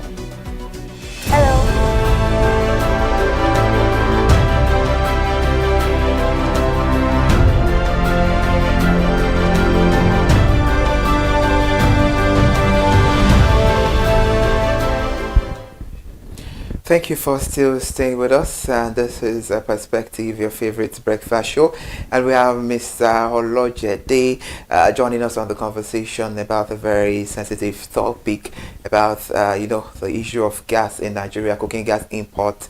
As the new report says, it has surged by 1,400%, despite Nigeria's vast gas reserves. Mr. Olojede, it's so good to still have you there. Now let's focus our attention about insecurity, pipe vandalism, and production disruptions, because we know that it is a whole lot, and we see that it's so current in the news. We know the government are doing a whole lot to end insecurity and pipe vandalism. So how do insecurity, pipe vandalism, and production disruption affect the supply of LPG to consumers? Because if we're talking about a whole lot of issues or factors affecting the gas sector, and we are not making mention of this, definitely we are not accurate. Yeah, well, definitely. The vandalization issues has a very serious effect on supply, on logistics, especially in the country. A whole lot of logistics within the country, logistics of gas within the country, though, are not being done via pipelines. Of course, there are some pipelines within places like Lagos, and then some pipelines connecting to certain industrial, hubs around the country. But beyond that, most of the gas are being moved virtually via trucks. We have all those specialized trucks and all those huge cylinders.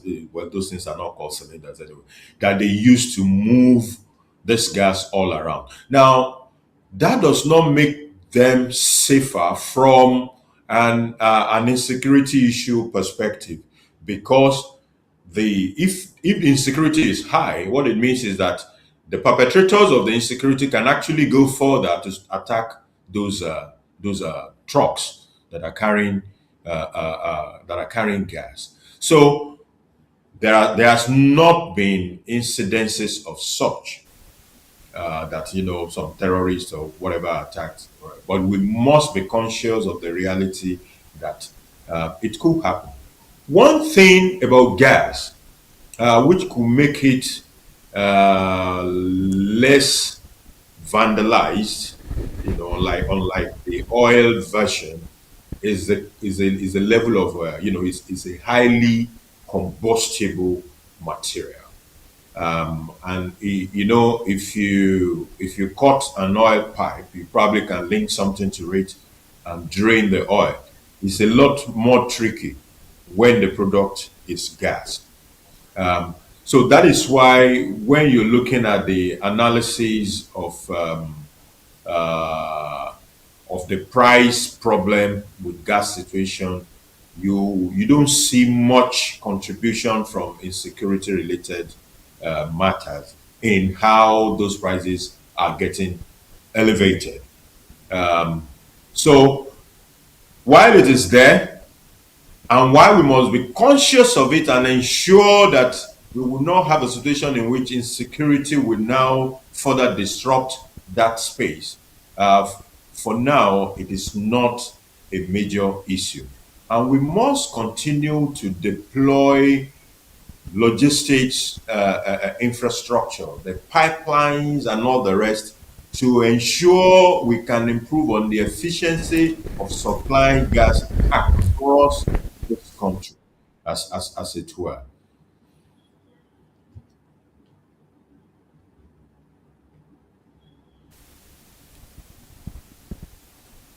So experts have given their data on this conversation, and looking at what they said, they have made it known that private sector investment is highly needed in this issue surrounding the gas sector. So do you think a greater private sector investment would help Nigeria become self-sufficient in cooking gas within the next few years? It's the only way to go. It's private sector fund. Anything that has a business edge to it. We cannot afford to, hang it on the shoulders of the government, because government has not been known to do well with business. Even when government prints money, there is still a problem where, which is printing money is a captive market. But when you look at, even when we print money, we actually still import some of the money that we use in the country. We print them outside the country, despite the fact that there is security printing and minting facility in Nigeria. So why I mentioned that is to say, look, private sector is the hope that we will get out of the woods with the problems we have in the gas supply space today. The role of government is to support private investment in that space. So continue to reform and recreate the right environment that will encourage those private investment to continue to flow into that space. Once the environment is right, it's just like the Chinese saying. So when the student is ready, the teacher will appear. When the environment is right, investments will automatically flow. We have seen what has happened in refinery with Dangote. We saw the kind of billions of dollars that Mr. Dangote was able to raise recently in his own space in the refining business. And that is because in that particular space, we have gotten the policy 90% or 80 something percent right. And the attraction is by the time the IPO comes in September, it's going to also be massively subscribed. And this is private sector money. So get it right at the policy level, and the private sector money will flow automatically into the space. So in as much as we need a private sector investment, don't you think the government should consider, temporary consumer support measures, or let's say some tax kind of incentives to reduce cooking gas prices for household? I think it has reduced a little bit from the peak of June. And what Nigeria did is what it normally does at times like this. We import, open the gate for imports to come in. So if we have more imports, because to be frank with you, there's no short term. There's nothing we can do in the short term to moderate that price. But if we are able to improve supply, the price will drop, it will drop a little bit. And I think that is what government has started to do in recent weeks to ensure that more product, more supply comes into the country to sort of moderate the price from the peak that we saw sometimes in June. The issue of direct subsidy to consumers is difficult to implement. Nigeria has not shown capacity to deploy consumption-related subsidy, and I will not be one to recommend consumption-related subsidy in this space. Rather, those subsidies should be plugged further up at the production level, in terms of investment, at the fiscal level, so that you can drive the reduction of the price automatically, not by a direct consumption subsidy. All right, thank you, Mr. Olojade, for joining us on the conversation this beautiful Friday morning, the weekend edition of Perspective on ConsumerHalla TV. But just in 1 second before we let you go, I would like you to answer this this last question, and I would like you to be so brief and accurate about it, just like you've done in the previous analysis that you've gave us on the conversation this morning. So, what practical steps should the government, regulators, and industry operators take over the next 12 months to guarantee affordable and sustainable cooking gas for Nigerian consumers? Government must once again, I know it has done this over and over again, go into that space and ask the question again, why is the domestic production not adequate? Why are those flows, investment flows, to bolster the production, why are they not flowing? And then create a policy that will smoothen that space, and automatically investment into the space will flow. That is the priority, that is the topmost, in my opinion, of what government can do over the next 1 year to ensure that we will not we will walk our way out of this perennial price problem with cooking gas in the country.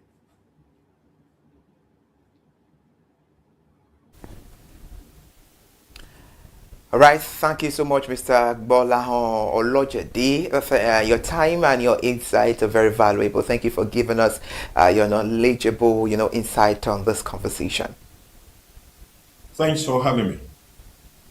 All right, we look forward to having more on editions to come on Perspective, and have a very beautiful weekend. And you too. All right, thank you, Mr. Olojade. That was our guest. The conversation is a oil and gas expert, and by name is Gbolahan Olojade, joining us on the conversation of cooking gas imports as it surged by 1,400% despite Nigeria's vast gas reserves, and why are consumers still paying the price? They said a whole lot, and absolutely with all that he has said on the conversation this morning, Nigeria's abundant natural gas reserve should ordinarily position the country as one of Africa's most secure and affordable markets for cooking gas. Yet the largest NMDPRA data paint a different picture, one where rising imports are compensating for weakening domestic supply, and despite repeated commitment to expand the local gas utilization under the Decades of Gas initiative. For consumers, the issue extends beyond energy policy. It affects household budget, the clean cooking, inflation, and public health, and the broader cost of living. The challenge now is whether Nigeria can convert its vast natural gas wealth into tangible benefits for ordinary citizens through stronger domestic production, improve infrastructure and policies that prioritizes local energy security. That is it on today's edition of Perspective. I'm Erihayo Mikonleke. Please join us again next Monday for another fact-based discussions of the issues shaping Nigeria's economy, public policy, and consumer welfare. Have a wonderful day. If you're just joining us on the conversation and you have one or thing to say, you can drop your comment via our YouTube channel, ConsumerHalla TV, and you can go grab a full watch via our playlist, Perspective on ConsumerHalla TV. Follow us on all our social media platforms: Facebook, Instagram, TikTok, and X, ConsumerHalla TV. Good morning, Nigeria. Have a very beautiful weekend. We'll see you again on Monday on another beautiful conversation to look into on your favorite breakfast show.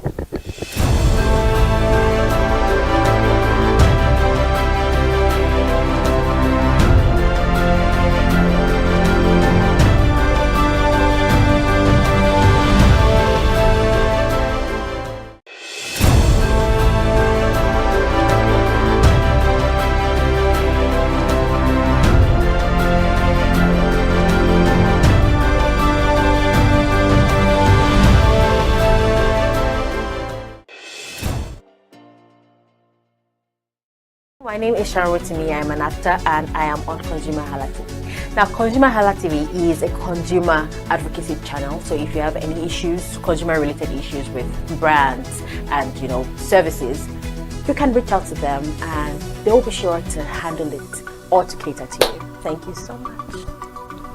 Hi guys, my name is Iyebiye Adeton. I'm a film poster designer and illustrator. This is ConsumerHalla TV. It's a consumer advocacy channel. We show content on consumers-based news, entertainment, and all of that. So I urge you guys to stay tuned to ConsumerHalla TV. My name is Anoluwapo Alao, a sales consultant for Star Times Nigeria. This is a ConsumerHalla TV, where they discuss anything consumer needs and get knowledge about anything about consumer.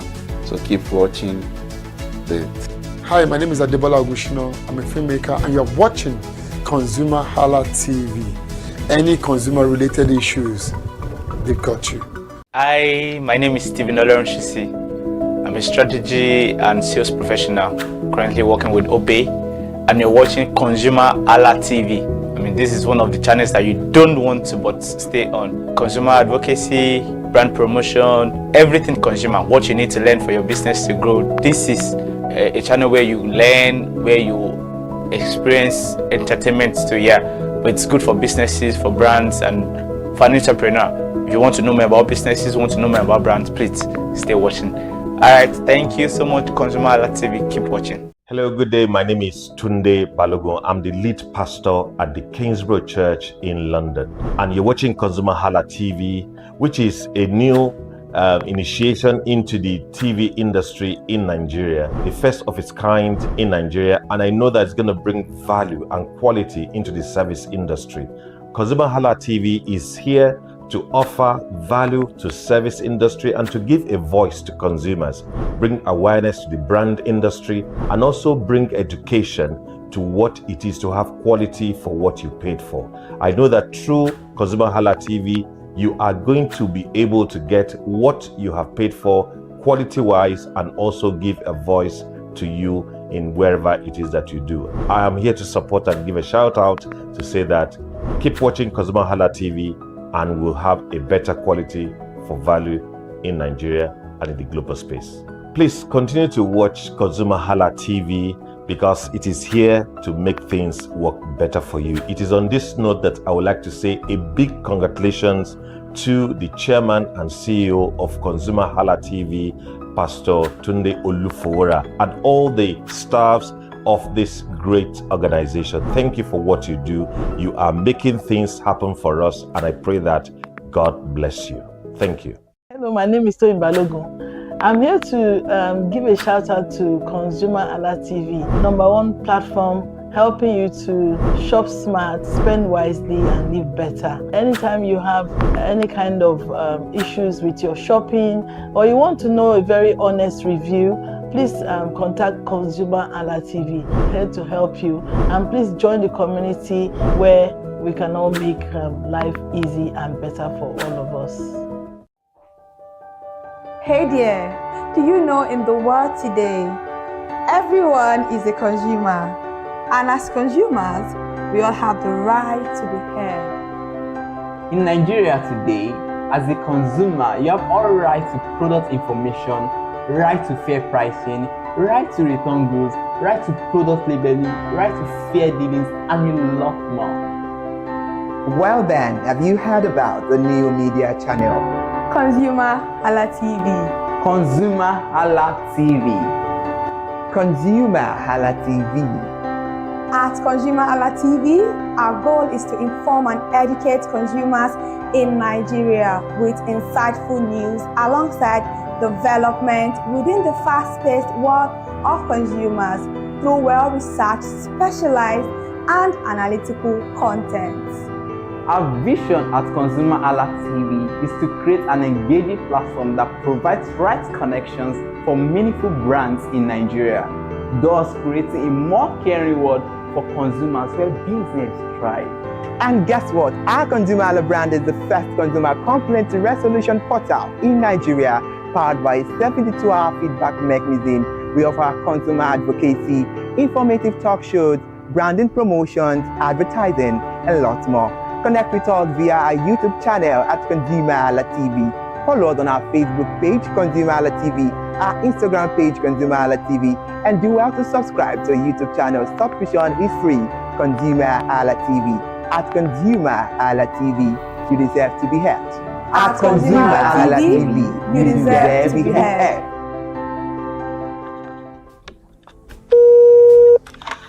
Hello consumers, you have the right to be heard, absolutely. So join us on the conversation, share your brand experience, where you tell us all your experiences about brand on the outer world via our YouTube channel every Wednesday from the hour of 4:20 to 5:20.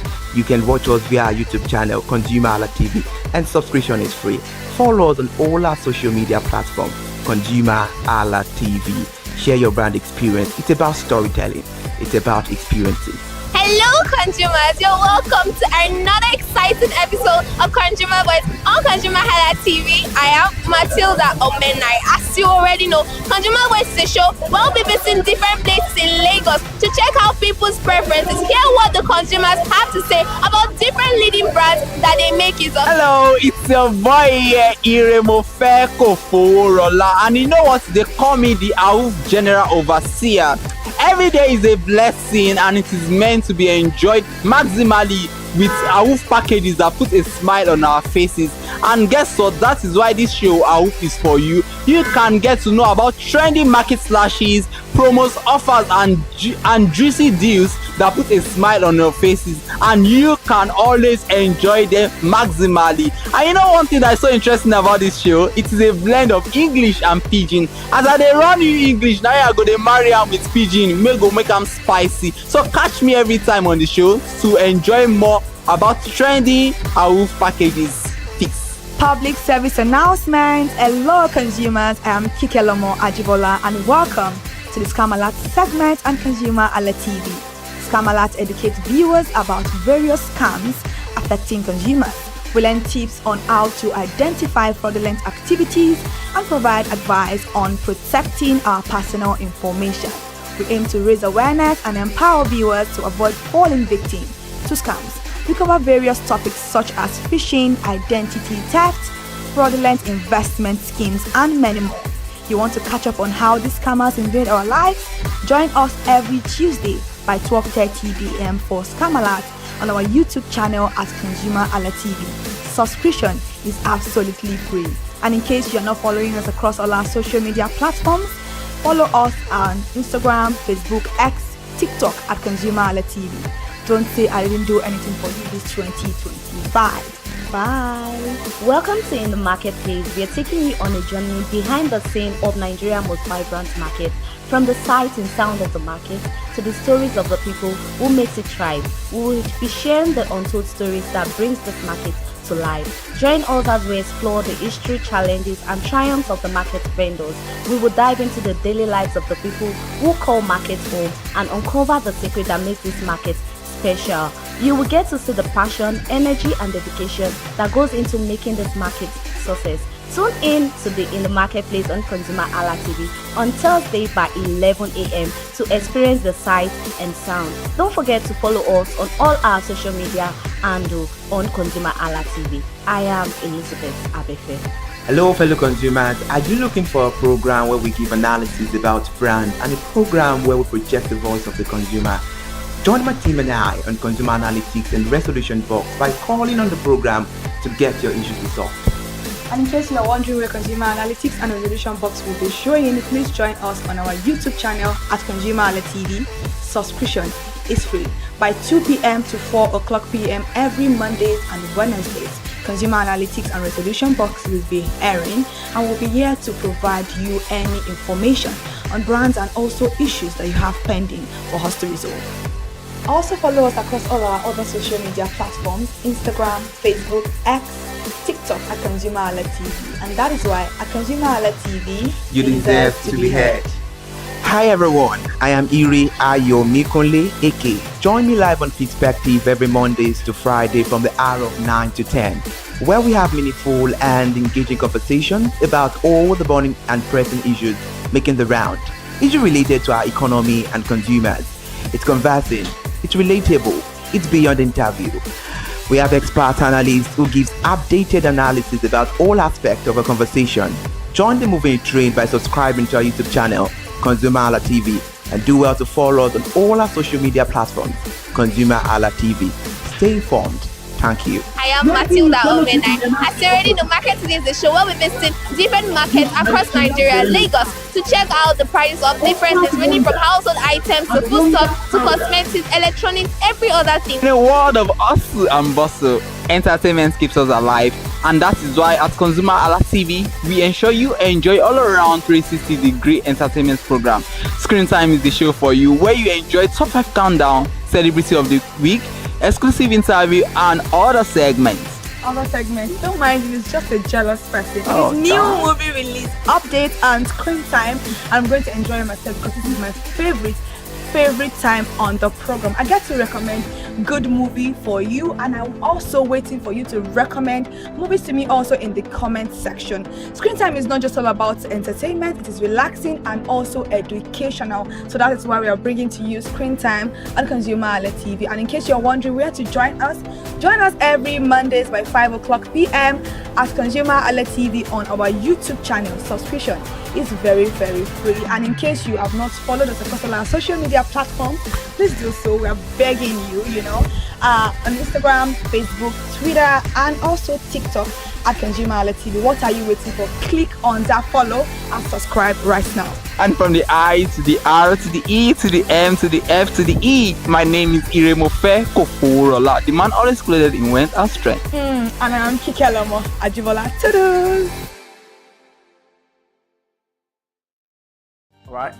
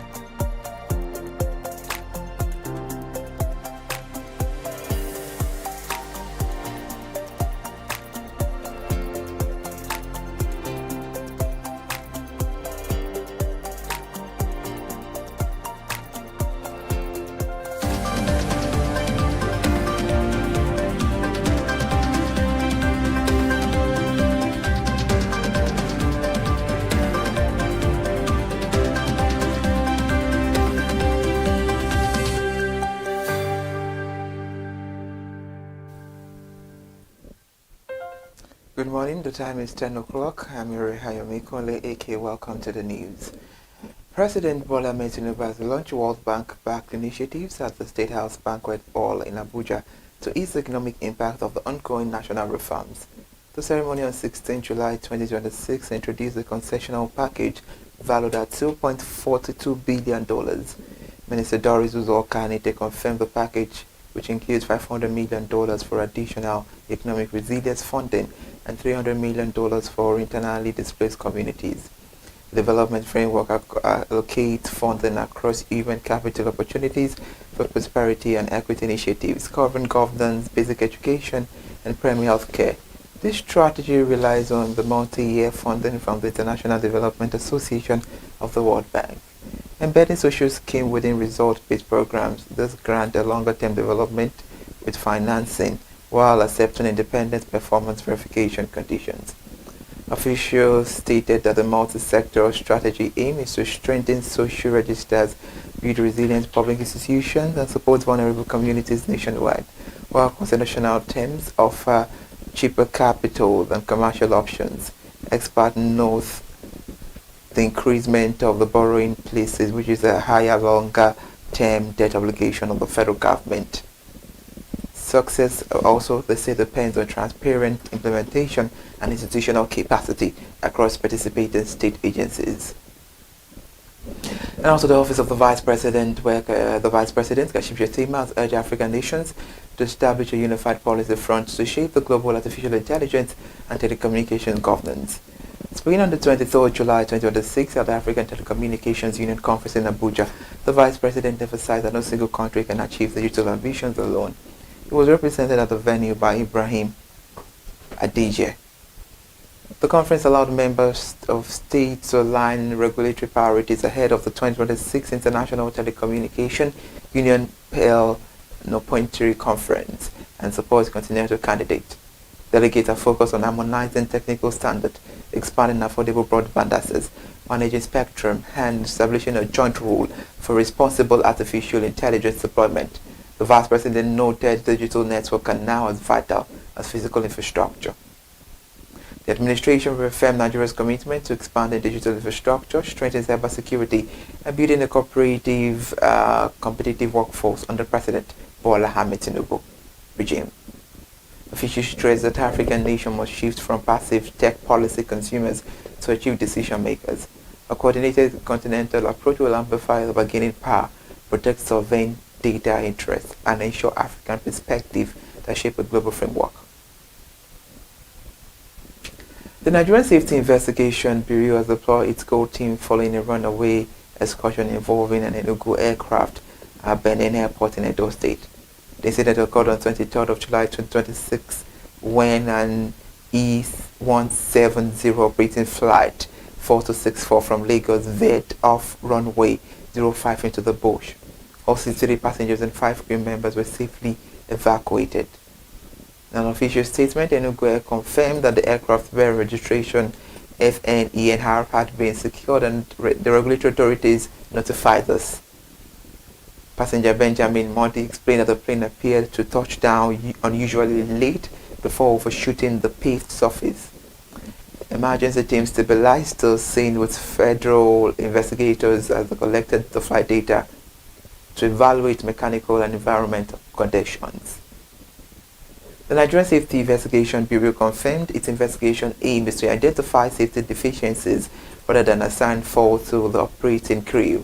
The air traffic at Benin Airport experienced operational disruptions as airspace suspended flight and authorities cleared the perimeter.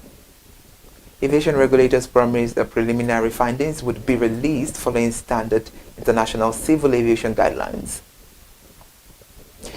I'll move away from the reports now to Dangote Refinery. A new report says the refinery has resumed petrol sales in Naira while increasing its export price by 140 Naira per litre. The price adjustment is communicated to marketers on 22nd of July 2026 as it raised gantry prices from 1,075 Naira to 1,215 Naira per litre. The change follows a week-long suspension of truck loading during which the 650,000 barrel capacity facility switched to dollar pricing. That shift constrained the local market supplies and pushed private depot prices upward across the country. The petroleum price of NG Chief Executive Officer Jeremiah Olatide confirmed that loading operations have now fully normalized under the revised local currency template. Industry analysts observe that returning to local currency pricing provides immediate operational relief to few marketers facing severe foreign exchange constraint. However, the price hike reflects ongoing structural cost pressures in the downstream petroleum sector. Refinery management advised marketers that all outstanding order volumes remain subject to the revised Naira pricing framework. The Lagos Chamber of Commerce and Industry has called on federal regulators to enforce stricter oversight on the domestic petrol pricing mechanism to protect consumers. Speaking on 22nd of July 2026 in Lagos, President Leye Kupoluyi highlighted persistent market pricing as he noted that the global crude price increases rapidly and then it raised local pump prices without corresponding its reductions when global markets got declined. Kupoluyi urged the Federal Competition and Consumer Protection Commission under the Nigerian Midstream and Downstream Petroleum Regulatory Authority to enhance operational transparency. The Chamber stressed that unfair pricing burdens commercial enterprises and deepen household inflation. And additionally, The business group advocated policy incentives for petroleum prospecting license holders to reactivate their idle oil fields and sustain their growth. The chamber welcomed upstream output gains after Nigeria recorded a crude oil and condensate production peak of 1.735 million barrels daily in June 2026. This performance exceeded official quotas set by the Organization of Petroleum Exporting Countries.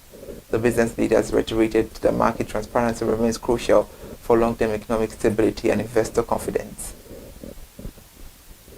The Naira faces a renewed depreciation pressure against the United States dollar as the licensed petroleum marketers accelerate foreign currency purchases to fund import. The market report on 23rd of July 2026 revealed the rise in demand is to build product inventories, which is now trading the foreign reserves. The local currency traded at 1,368 Naira officially and 1,420 parallel. The increased foreign exchange demand follows import license granted by the Nigerian Midstream and Downstream Petroleum Regulatory Authority, despite expanding domestic refining.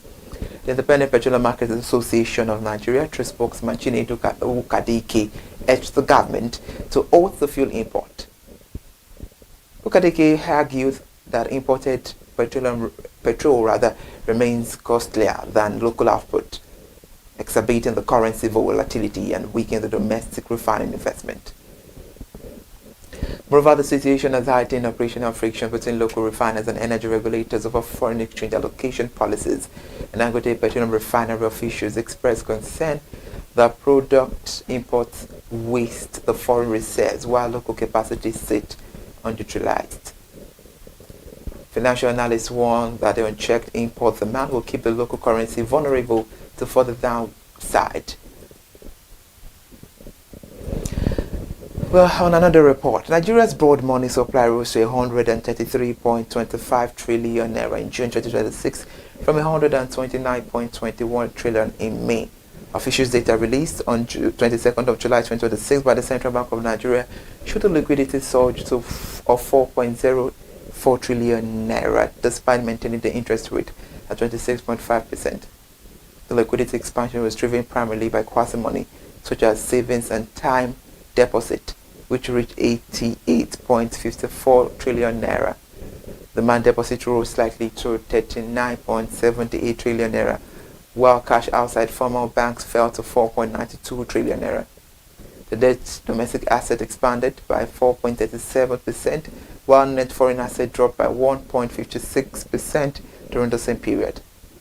Financial analysts warn that persistent monetary expansion complicate the central bank efforts to control consumer price inflation. The statistics indicate the higher purchasing power and expanded liquidity across the private and corporate sectors. The Monetary Policy Committee retained tight policy benchmark at its latest meeting to balance inflation control with broader macroeconomic stability objectives. And now the Minister of Budget and Economic Planning, Abubakar Bagudu, has warned that subsidized import and global trade distortions threaten the national agricultural growth and food security. He said this on the 23rd of July 2026 at an agri-food meeting in Abuja as a call for stronger collaboration among public and private stakeholders. He also emphasized the global conflict have increased fertilizer and energy costs across domestic supply chains. The conference was hosted by Federal Ministry of Agriculture and Food Security focused on modernizing agriculture through technological innovation, institutional reforms, and private investment. Bagudu reaffirmed President Bola Ahmed Tinubu's commitment to using agriculture for economic growth. He commended Agriculture Minister Abubakar Kyari for driving the comprehensive Africa Agriculture Development Program to lift citizens out of poverty by 2030. Bagudu highlighted that over 42 million agricultural households, predominantly the smallholders, from the foundation of national food production. He noted that empowering smallholder farmers with technology, financing, and market access is very critical to raising the overall productivity. However, under the constitutional provisions, agriculture remains a shared responsibility among federal, state, and local government to guarantee the long-term food security. The Office of the Tax on Builders finalized the Taxpayer Bill of Rights to promote fairness, transparency, and trust in tax administration. Chief Executive Dr. John Nwabueze announced the charter on 23rd of July 2026 During a Lagos engagement with the Nigerian Bar Association, the Chartered Institute of Taxation and the Institute of Chartered Accountants, Nwabweze stated that the draft charter is complete and awaiting final administrative clearance from the Ministry of Finance and the Presidency before public unveiling. The initiative aim is to clarify statutory right, establish transparent grievance mechanism and improve compliance relationships. The agency has already established complaint system, a toll-free call center, an automated portal, and taxpayer education programs. The keynote discussions emphasize institutional partnership with professional bodies, which are very essential for building a predictable tax ecosystem. Nwabweze stressed that an effective bid requires active cooperation from legal and accounting practitioners interacting directly with taxpayers. The revenue authorities expect the charter to prevent arbitrary assessment, encourage voluntary compliance, and strengthen the public trust in dispute resolution. And all this means the federal government has reaffirmed its policy commitment to phase out electricity subsidies and transition the power sector toward the cost-reflective tariff. Speaking on the 22nd of July this month at an energy forum in Lagos, Presidential Advisor Sadiq Wanka confirmed vulnerable households will receive targeted protections during the tariff migration process. He stated that the cost-reflective tariff are essential to attract private capital investment and ensure financial liquidity across the electricity value chain. The policy will utilize the Power Consumer Resistance Fund as a financial buffer for low-income consumers as price adjustment move beyond Band A feeders. Comprehensive tariff reforms across remaining service bands will be implemented progressively within the coming year. The presidential aide acknowledged that Nigeria lags behind the peer emerging economies of power infrastructure and peer capital electricity consumption. Severe transmission and distribution bottlenecks continue to restrict reliable energy delivery across key industrial centers. The regulators maintain that establishing the cost-reflective commercial structures combined with the targeted social safety net will recapitalize the power sector. A report by Gaming Compliance International reveals that 77% of Africa's online betting marketplace remains outside regulatory oversight. The 2026 study estimated the continent's online sport betting and casino markets generated by $23 billion in the gross revenue in 2025, with only $5.2 billion captured by licensed operators. The report identified 4,129 unlicensed operators active in 2025, reaching 215 million consumers. The regulated content accounted for just 11% of total audience exposure. Comparatively, the Latin American-led regulated market share at 27%, while Europe matched Africa at 23% and Asia-Pacific trailed at 6%. The Gaming Compliance International urged African government to adopt outcome-based regulation to manage the entire marketplace rather than licensed operators alone. The organization noted that heavy customer taxation, excessive operator levies, expensive payment processing, and restricted product choices push consumers toward illegal platforms. Experts advise reforming tax and payment structures to direct consumer participation towards the legal channels. Thank you for joining us on ConsumerHallaTV News at 10 this beautiful Friday morning. I'm Ayomi Conley, AK.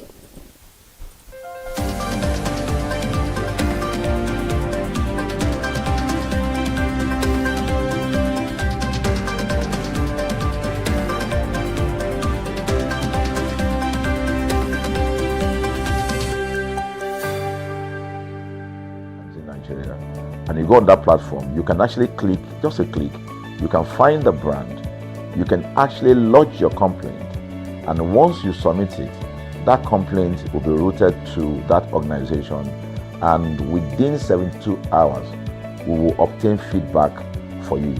We build it in such a way that we have connection to almost all the organizations, and it's been working. We've resolved several complaints for people without having to charge them any penny, because the idea is not to charge, So what we have done with ConsumerHallaTV is to take it to the next level. So we hope to, change the narrative. We want to, give, the right direction. Nigeria has the largest consumer market in the world. with a population of over 220 million people, why should we be the one that is suffering the most? Everywhere you turn to, it's as though Nigerian consumers don't have a voice. You're traveling, you buy a ticket. For whatever reason, an airline will wake up middle of the night,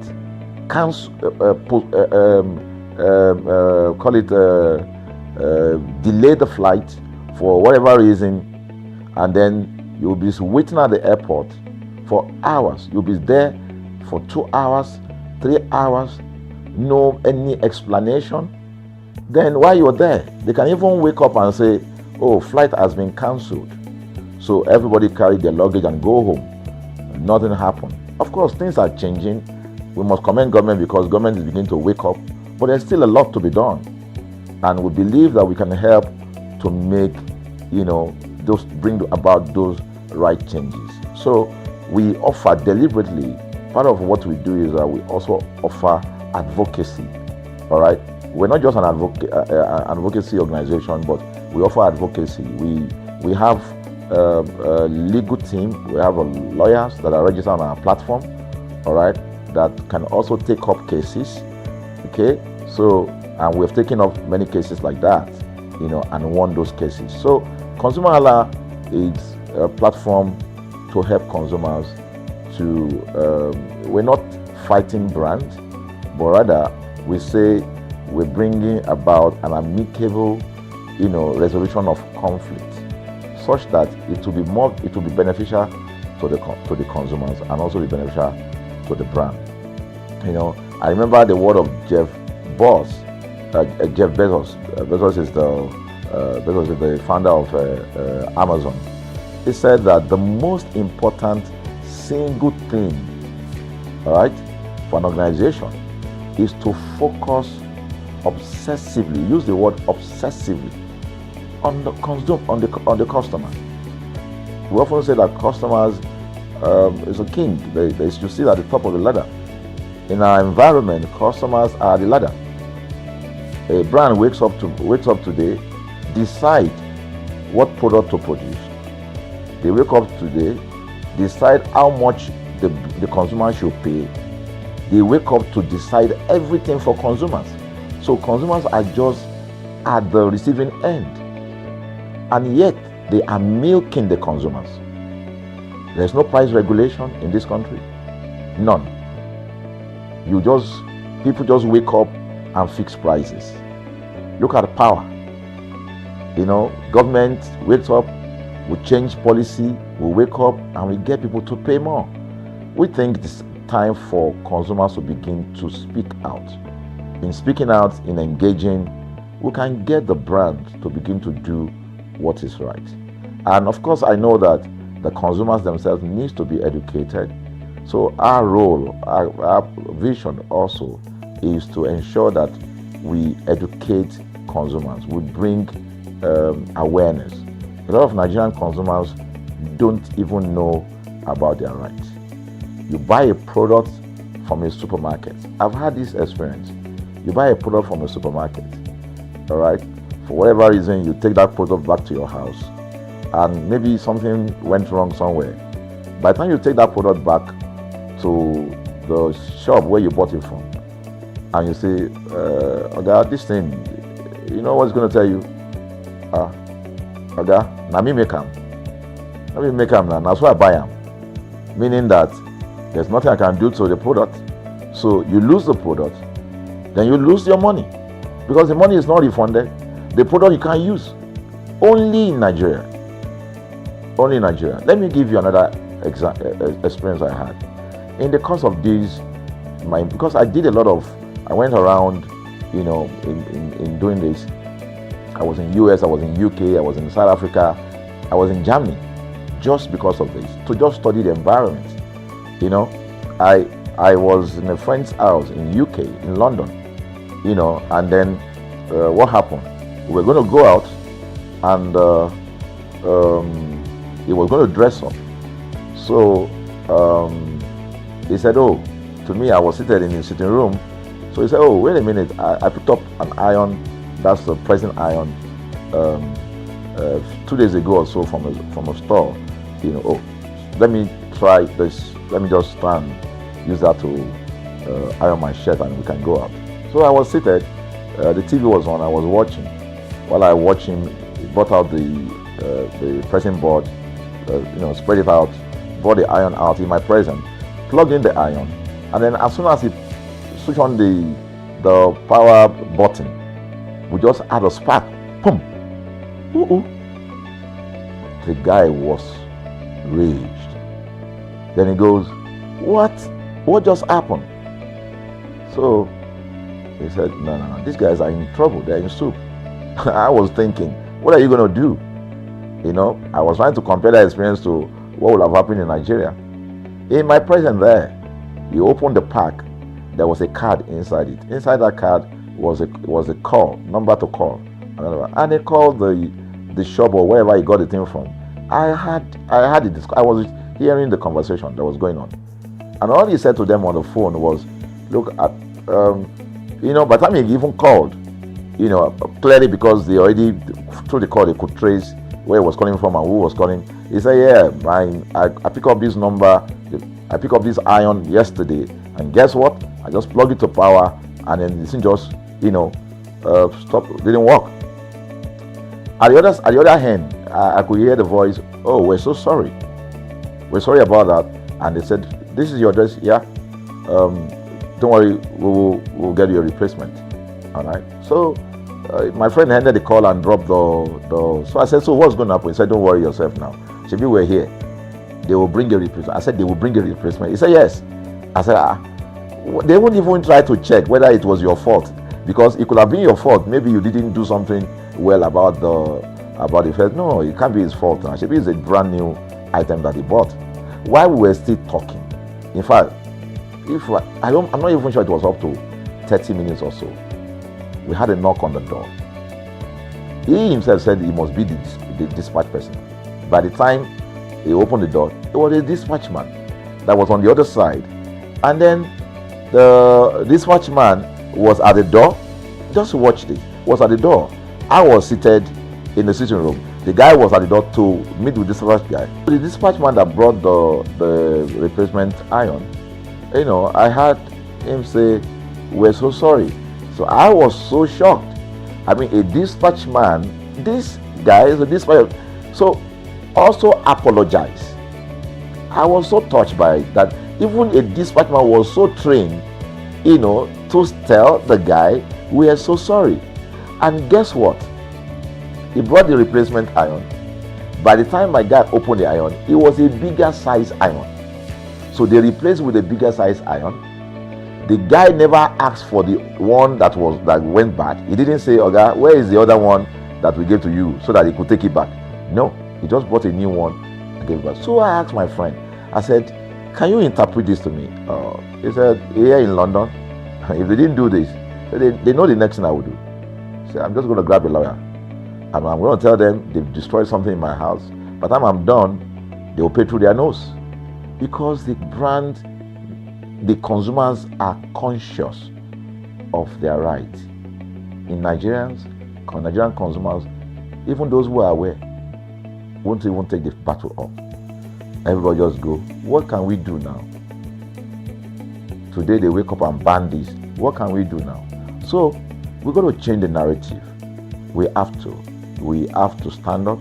So the vision of ConsumerHallaTV is really to create an engagement platform that constantly mirrors the minds of consumers and provide right connections for meaningful brands in Nigeria. Thus, we believe, we'll be forming part of that, our overall vision, of creating a more caring world of consumers where businesses thrive. So I think that we'll make our impact. We ask you to join us on this journey. ConsumerHallaTV will drive engagement.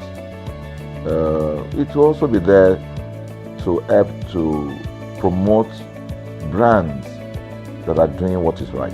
So we're not out to criticize any brand, rather we have to complement what the brands are doing, because there is no organization that or a business that was set up to fail. Nobody set up a business to fail. So there are just gaps that needs to be fixed. So together we can fix things, and together we believe that we will create the right story for consumers in Nigeria. Thank you very much.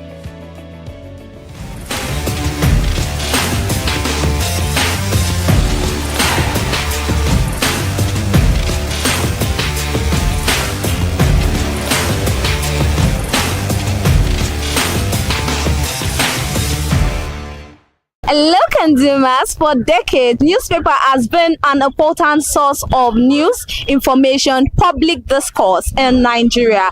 But while some still prefer the printed version, others also still look at the same publication online and go to their online website to read from them through their devices. And on today, with several brands of newspaper that we have, today we'll be asking consumers what influenced their choice of reading and which one do they read the most. We at ConsumerHalla TV, we are on the street of Lagos today to find out people's reading habits and what influenced their choice when it comes to newspaper. Do you know what? Come, let's go find out.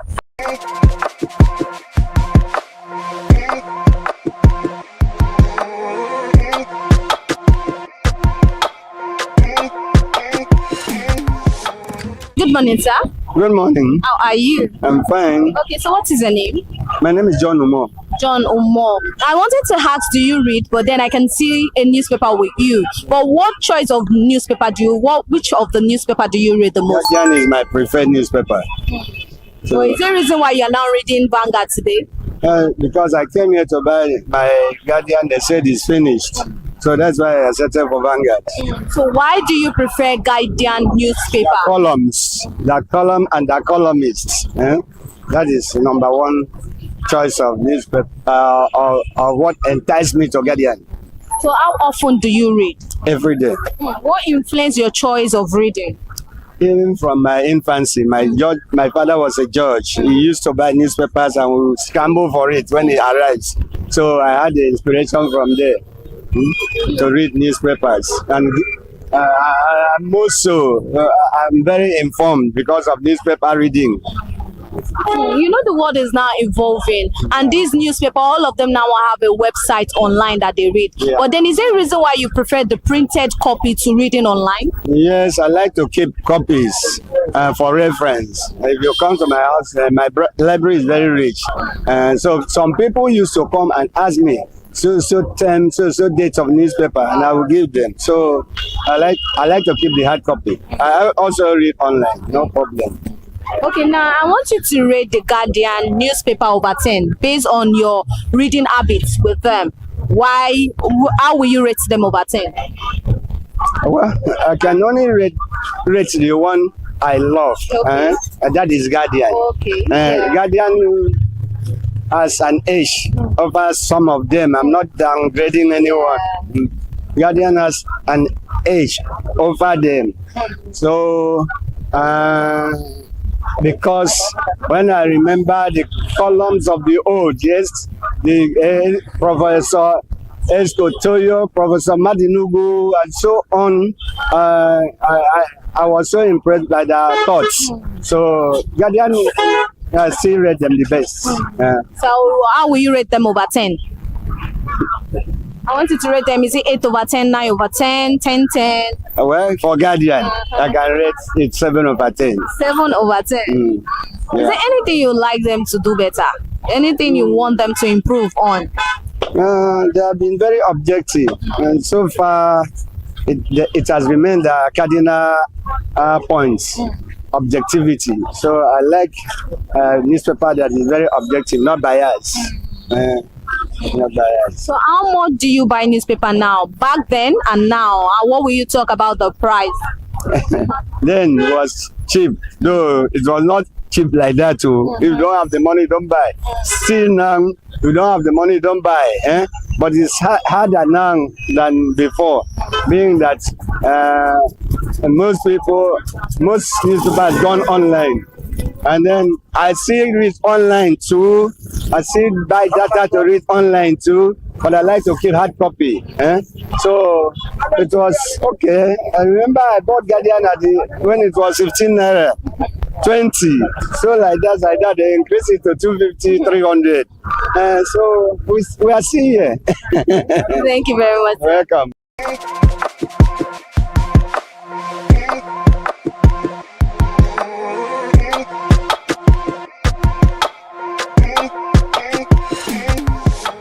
Good morning, sir. Good morning. How are you? I'm fine. Okay, so what is your name? My name is Daniel. Daniel what? Daniel Friday. Okay, now do you read newspaper? Yes. Okay, so which one do you read? Which of the papers do you read the most? This Sporty Life newspaper. Is there a reason why you prefer Sporty Life newspaper? Yes. Why? I just like football. So anything football, that's what you read? Football, yes. And my club is Argentina. I like Messi very much. So you want to get update on it? Yes. So is it every time you come here to read about it or buy about it, or whenever there is a major news? It's every time. I used to come and read it. So how much do you buy paper now? 100 naira.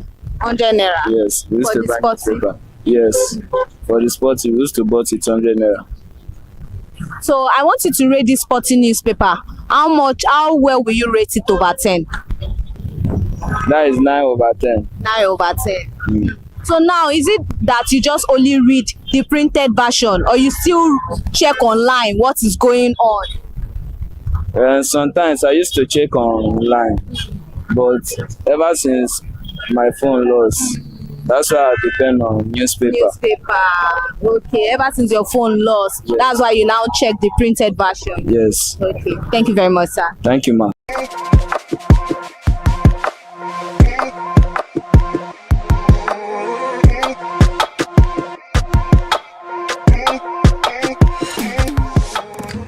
Good morning, sir. Good morning. How are you? Fine.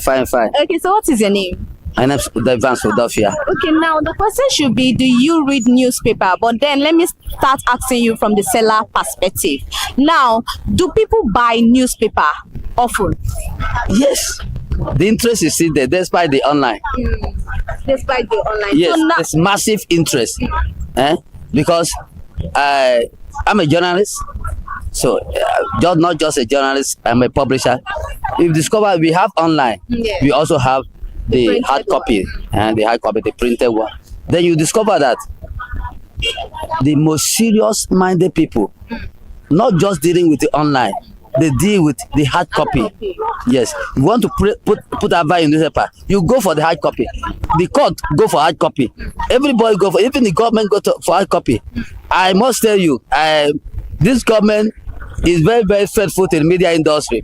This present Bola Tinubu government, media industry have made so much money from this man government by patronizing media industry through advert. So if you want to do anything, you go for the print media. The print media is like believable. That's what we call in journalism.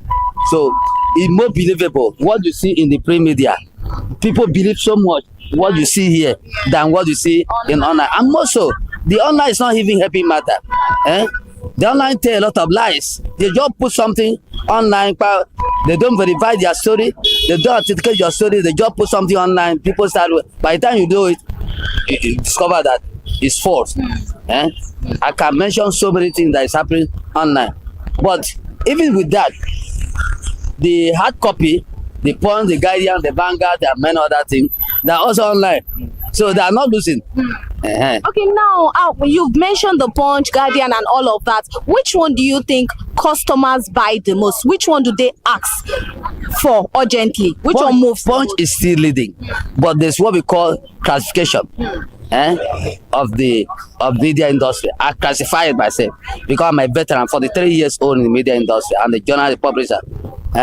Punch is still the most widely read newspaper in Nigeria. Is there a reason why you think they prefer Punch? Yes, and not the reason why they prefer Punch. You ask me, the most widely read newspaper, I told you that it's Punch, but the classification. For instance, this day is when you come to print media. This day, the industries, the industry reckon with this, the business industry reckon with this day. They know that this day is authority. The bankings and the industries, companies, they go for this day. Then another paper, that's what I'm talking about, classification. Yes. For instance, this day on Sunday is unstoppable. Nobody can top this day on Sunday. The most wide business-minded people will go for this day.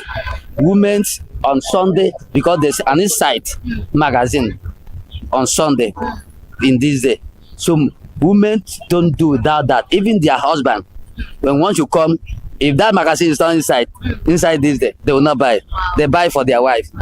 So then when it comes to where I said Punch is more widely read newspaper because Punch is everywhere and it has the highest print copies.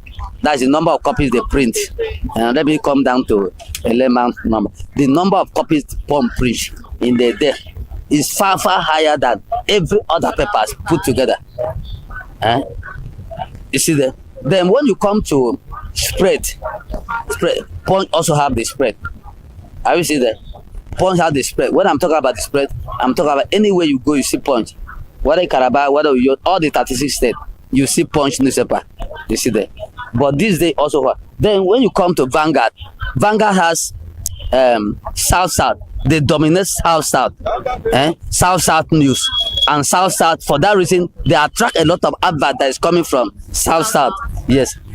Because Sam Amuka, who is the publisher of Vanguard, came from South. So they make sure that they report South story more than any other paper that report. But Punch is nationwide. But this day on its own class deal with sophisticated news features. They can give you news analysis, not just flash the news. They give you news analysis. Then Sun was reading before. I think as far back as 2005 and 6, Sun was producing 100 and something thousand copies a day, but they suddenly dropped for reason based known to them. I don't want to them.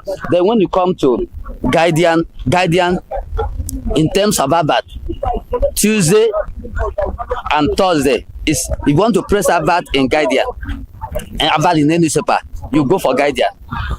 Tuesday and Thursday. Guardian is number one when it comes to Tuesday and Thursday. But those 2 days have been overtaken by Nation.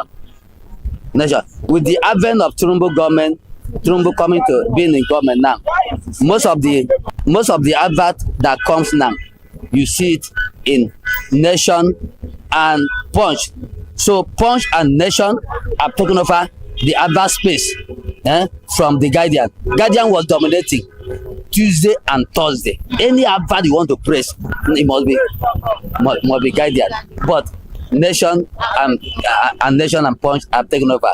Why? Because Turumbu is the owner of Nation newspaper. So most of the adverts that come from either from government agency or from whichever source goes to Nation first before any other paper. Then when you come to Telegraph is an offshoot of a Sun newspaper. It's the same publisher. It's the owner of the Sun and Telegraph. Why they now came out to publish Telegraph? Because they want Telegraph to deal with sophisticated news, not on soft sales news. Sun is dealing on soft sales. They flash the news, screaming headline. You rush and buy. But as time goes on, people don't want something serious. The publisher, perhaps that's the reason, now went and established Sun newspaper. Then when you come to which other papers we talk about, Punch, Tuesday, Vanguard, and many something. So that's it. So now they are based on classification. What people actually want to see, they go for the type of paper they want. There's involving the media industry is involving. what I can call a rhapsody of reality. It's evolving. Things are changing. But sponge still leading. Okay, now I want you to based on you just like you said, the world is evolving, digital space and all of that. Now, do you think newspaper is still leading? I know you've already said people don't really like to go online, basically because most of the news are always false. They are not real. People love to go with what they see. They believe what they see. Now, whenever people come around, do you think they actually go for major, when people buying it, are it occasionally or just as a moment, or whenever there is major news, that is when people come around? No. The print media does not lose the marketplace. What you think that they lose in marketplace, that is in people buying it, they get it in online, because all the newspapers are online. People are still patronizing. That is what I'm telling you. People are still patronizing. Yes, the print media, that is the hard copy. So they are not losing anything. When you see, in fact, it's very lively. I remember I was the one supplying to this woman that just died a few years ago. The husband said, he said we should not be bringing the paper again. He's a prominent Yoruba politician. I don't want to mention her name. They said we should not be bringing the paper. The man said no. She wants to be getting her paper. Want to read her paper online. Want to read. That he doesn't want this online. That he want to read, want to see have a copy. So people feel very easy of getting the paper, even though they see it online, but they still want to have their copy. Yeah, it's interesting. It's interesting that people want to feel. Oh. But then I'm always surprised whenever I come here early in the morning and I see people still moving around to read what is going on. Crowds here. If you want to feel the pulse of the nation, come in the morning. From after 7, 8, you feel the pulse. What does people think about the government policies and so on? Whether this government is doing well or not doing well, come to newspaper stand. You get all the stories. They print it. And I feel excited seeing them. Sometimes I will just watch them. They are analyzing news. They are not foolish. Sometimes they say something good. You feel the pulse of the nation from what people. Sometimes you discover that somebody is analyzing news. A layman you can just dismiss on the street and so on. Is saying something vital about the government. So how is business moving for you? I know you've already said, people prefer hard copy. But then how is business moving for you? Are people still trooping in more the way you expect, or they will just come, just take a glimpse and just move? Are they still buying? No, what I'm saying is this. For instance, when it goes to percentage, if we were having 100% buying, the percentage has come down to, like, say, 80. Yes. But then, those of us who have been in this business for a long time, we are not only just surviving on selling of newspaper, we are surviving on advert. Different advert that people come and patronize us, either changing of them or affidavit, where bank come and do affidavit, or outright advert. I want to advertise. For instance, somebody came a few days ago, front page, full page. How much full page? How much half page? How much quarter page? So that is what I do to also survive alongside with the newspaper. So, but I take joy in its passion. My own is just passion in the industry. No matter what is happening in the industry, I stay in the industry. So how much is newspaper now? Is it still affordable? Yes, it's affordable because compared to the cost of printing, newspaper would have gone for 1,000 naira. But some of them, like this day, is 400, Monday to Friday. Then weekend is 500. Then Punch, 300, Monday to Friday. Then Saturday, Sunday, 350. Then others, like 300, Monday to Friday. Then Sunday, they go for 400. So is there a reason why weekday is different from the amount for weekend? Is there a reason why? It's because of the, as I told you before, it's because of the inside magazine. They have a very colorful magazine. Yes, fashion magazine, not just fashion. They talk so much about something that interests you. Like in those that I was reading about city people, global excellence, and so on. city plan. Okay, now newspaper now, like I can see that there is still a lot of newspaper now. When you are not done for today's newspaper, how do you do it? Return it. Return it. Yes, but paper like Punch, right, for the past going to 30 years now, they have not been accepting any return. Wow. If you have a leftover, it's a loss. Wow. So you take what you can sell. Guardian, not just because they don't want to take it, because many of them don't go to office every day. The agents, this is newspapers, we call it, if you have read journalism, we call it newspaper management. This newspaper something has from agent to vendor. You see that? So the agent find it difficult to go to Guardian to go and return the old one, that is the leftover, the one we like. So you buy what you can sell for Guardian, but every other one, they return it, except Guardian and Punch. Guardian of just recent, not because they don't want to take on so, but because agents don't feel like going to them to go and return it. So what's your advice? What do you think those producing it can do to help those reselling it? That's a very, very vital question, very important question.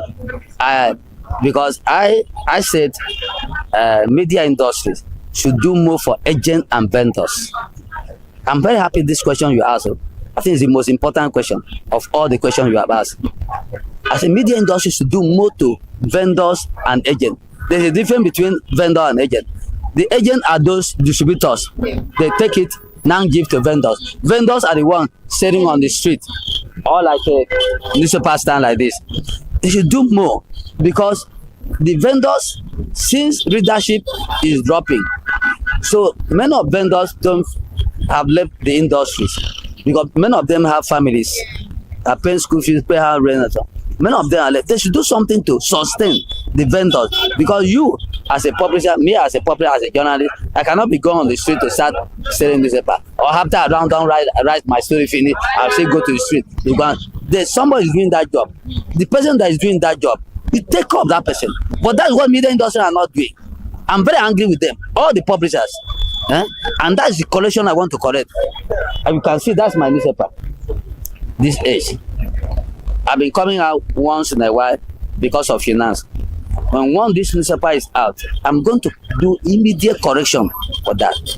Vendors, agents must feel the impact of my newspaper in terms of my welfare to them. Media industry are not doing that. For instance, if all the vendors just left the industry, who will sell the paper? The agent will not sell. Agent are distributor. They just take, you bring to the agent, for instance, like agent under the bridge.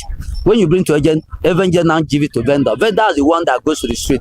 That's what we call in newspaper management. That's strata in journalism. Newspaper management. That is they should do more to vendors and agents. Even the agents themselves, they are not happy. The media industry left them over. See, there was a report that came out last month that this present government have given advert of 800 billion to media industries, advertisement practitioner of Nigeria. They came up with it. This present government have given advert of 800 billion to media industries. So the question is how much of that money goes back to even the people that are sitting on the street, people that come, because this job is every day.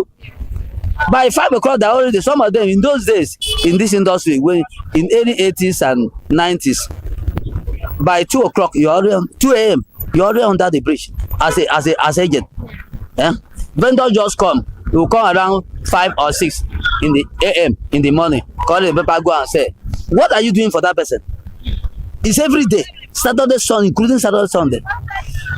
And by the time I'm sorry to say, I'm saying it's openly for them. They will just wake up one day and discover that there's no vendor, there's no agent again. Let the publisher, many is not even the journalist, it's the publisher I'm putting the blame on. Let the publisher go and sell the paper on the street. You get the advert. How do you get the advert? People to know. You see, this is the advert you publish. Without the vendor and the agent. They're not doing enough. Thank you very much, sir.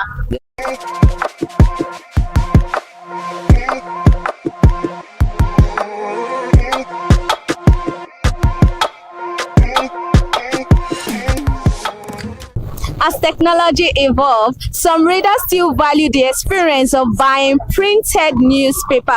You've heard directly from consumers their choice and what influenced their reading habits. As you can see, people still read newspaper and they still value the printed copies. That will be end on today's edition of Newspaper Edition on ConsumerHalla TV. Remember, this is Consumer Voice on ConsumerHalla TV. People's real experience, people choices. We do not influence their choices. Till we grace your screen again, I am Elizabeth Abefe, and do not forget to like, subscribe, comment under the comment section. Do you still read newspaper, and which paper do you prefer reading the most? Bye for now.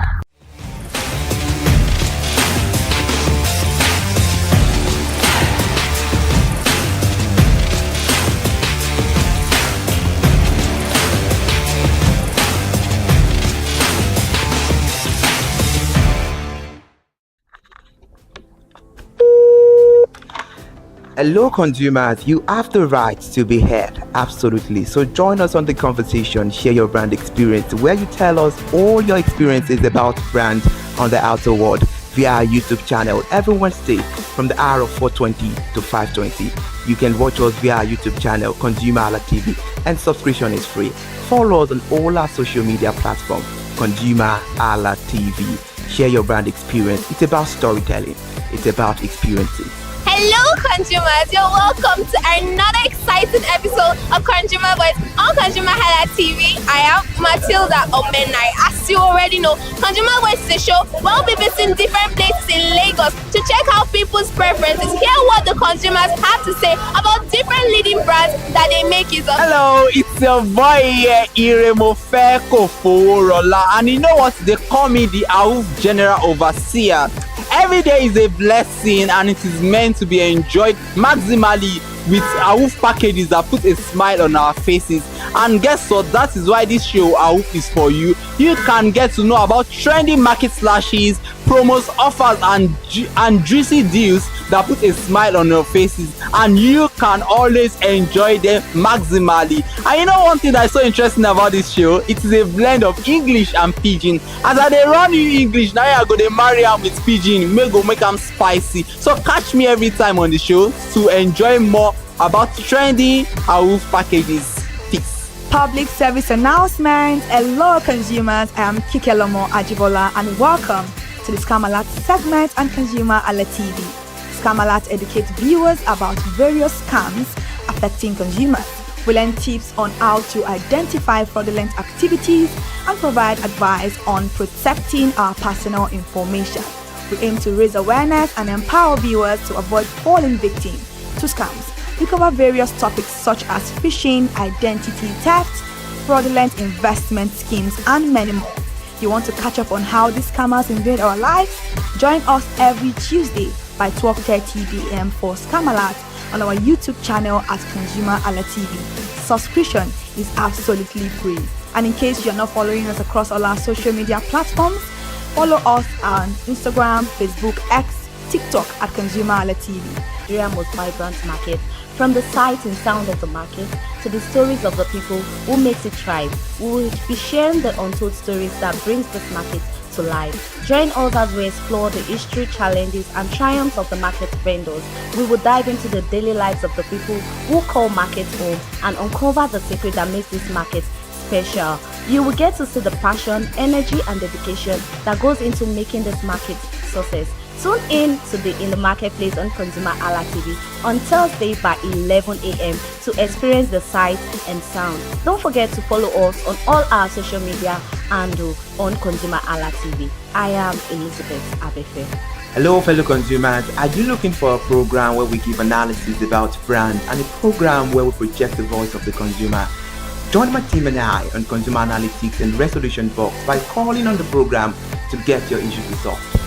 And in case you are wondering where Consumer Analytics and Resolution Box will be showing, please join us on our YouTube channel at ConsumerHalla TV. Subscription is free by 2 p.m. to 4 o'clock p.m. every Mondays and Wednesdays. Consumer Analytics and Resolution Box will be airing and will be here to provide you any information on brands and also issues that you have pending for us to resolve. Also follow us across all our other social media platforms, Instagram, Facebook, X, TikTok at ConsumerHallaTV. And that is why at ConsumerHallaTV, you deserve to be heard. Hi everyone, I am Iri Ayomikunle Eke. Join me live on Perspective every Mondays to Friday from the hour of 9 to 10, where we have meaningful and engaging conversations about all the burning and pressing issues making the round. Issues related to our economy and consumers. It's conversing, it's relatable, it's beyond interview. We have expert analysts who gives updated analysis about all aspects of a conversation. Join the moving train by subscribing to our YouTube channel, ConsumerHallaTV, and do well to follow us on all our social media platforms, ConsumerHallaTV. Stay informed.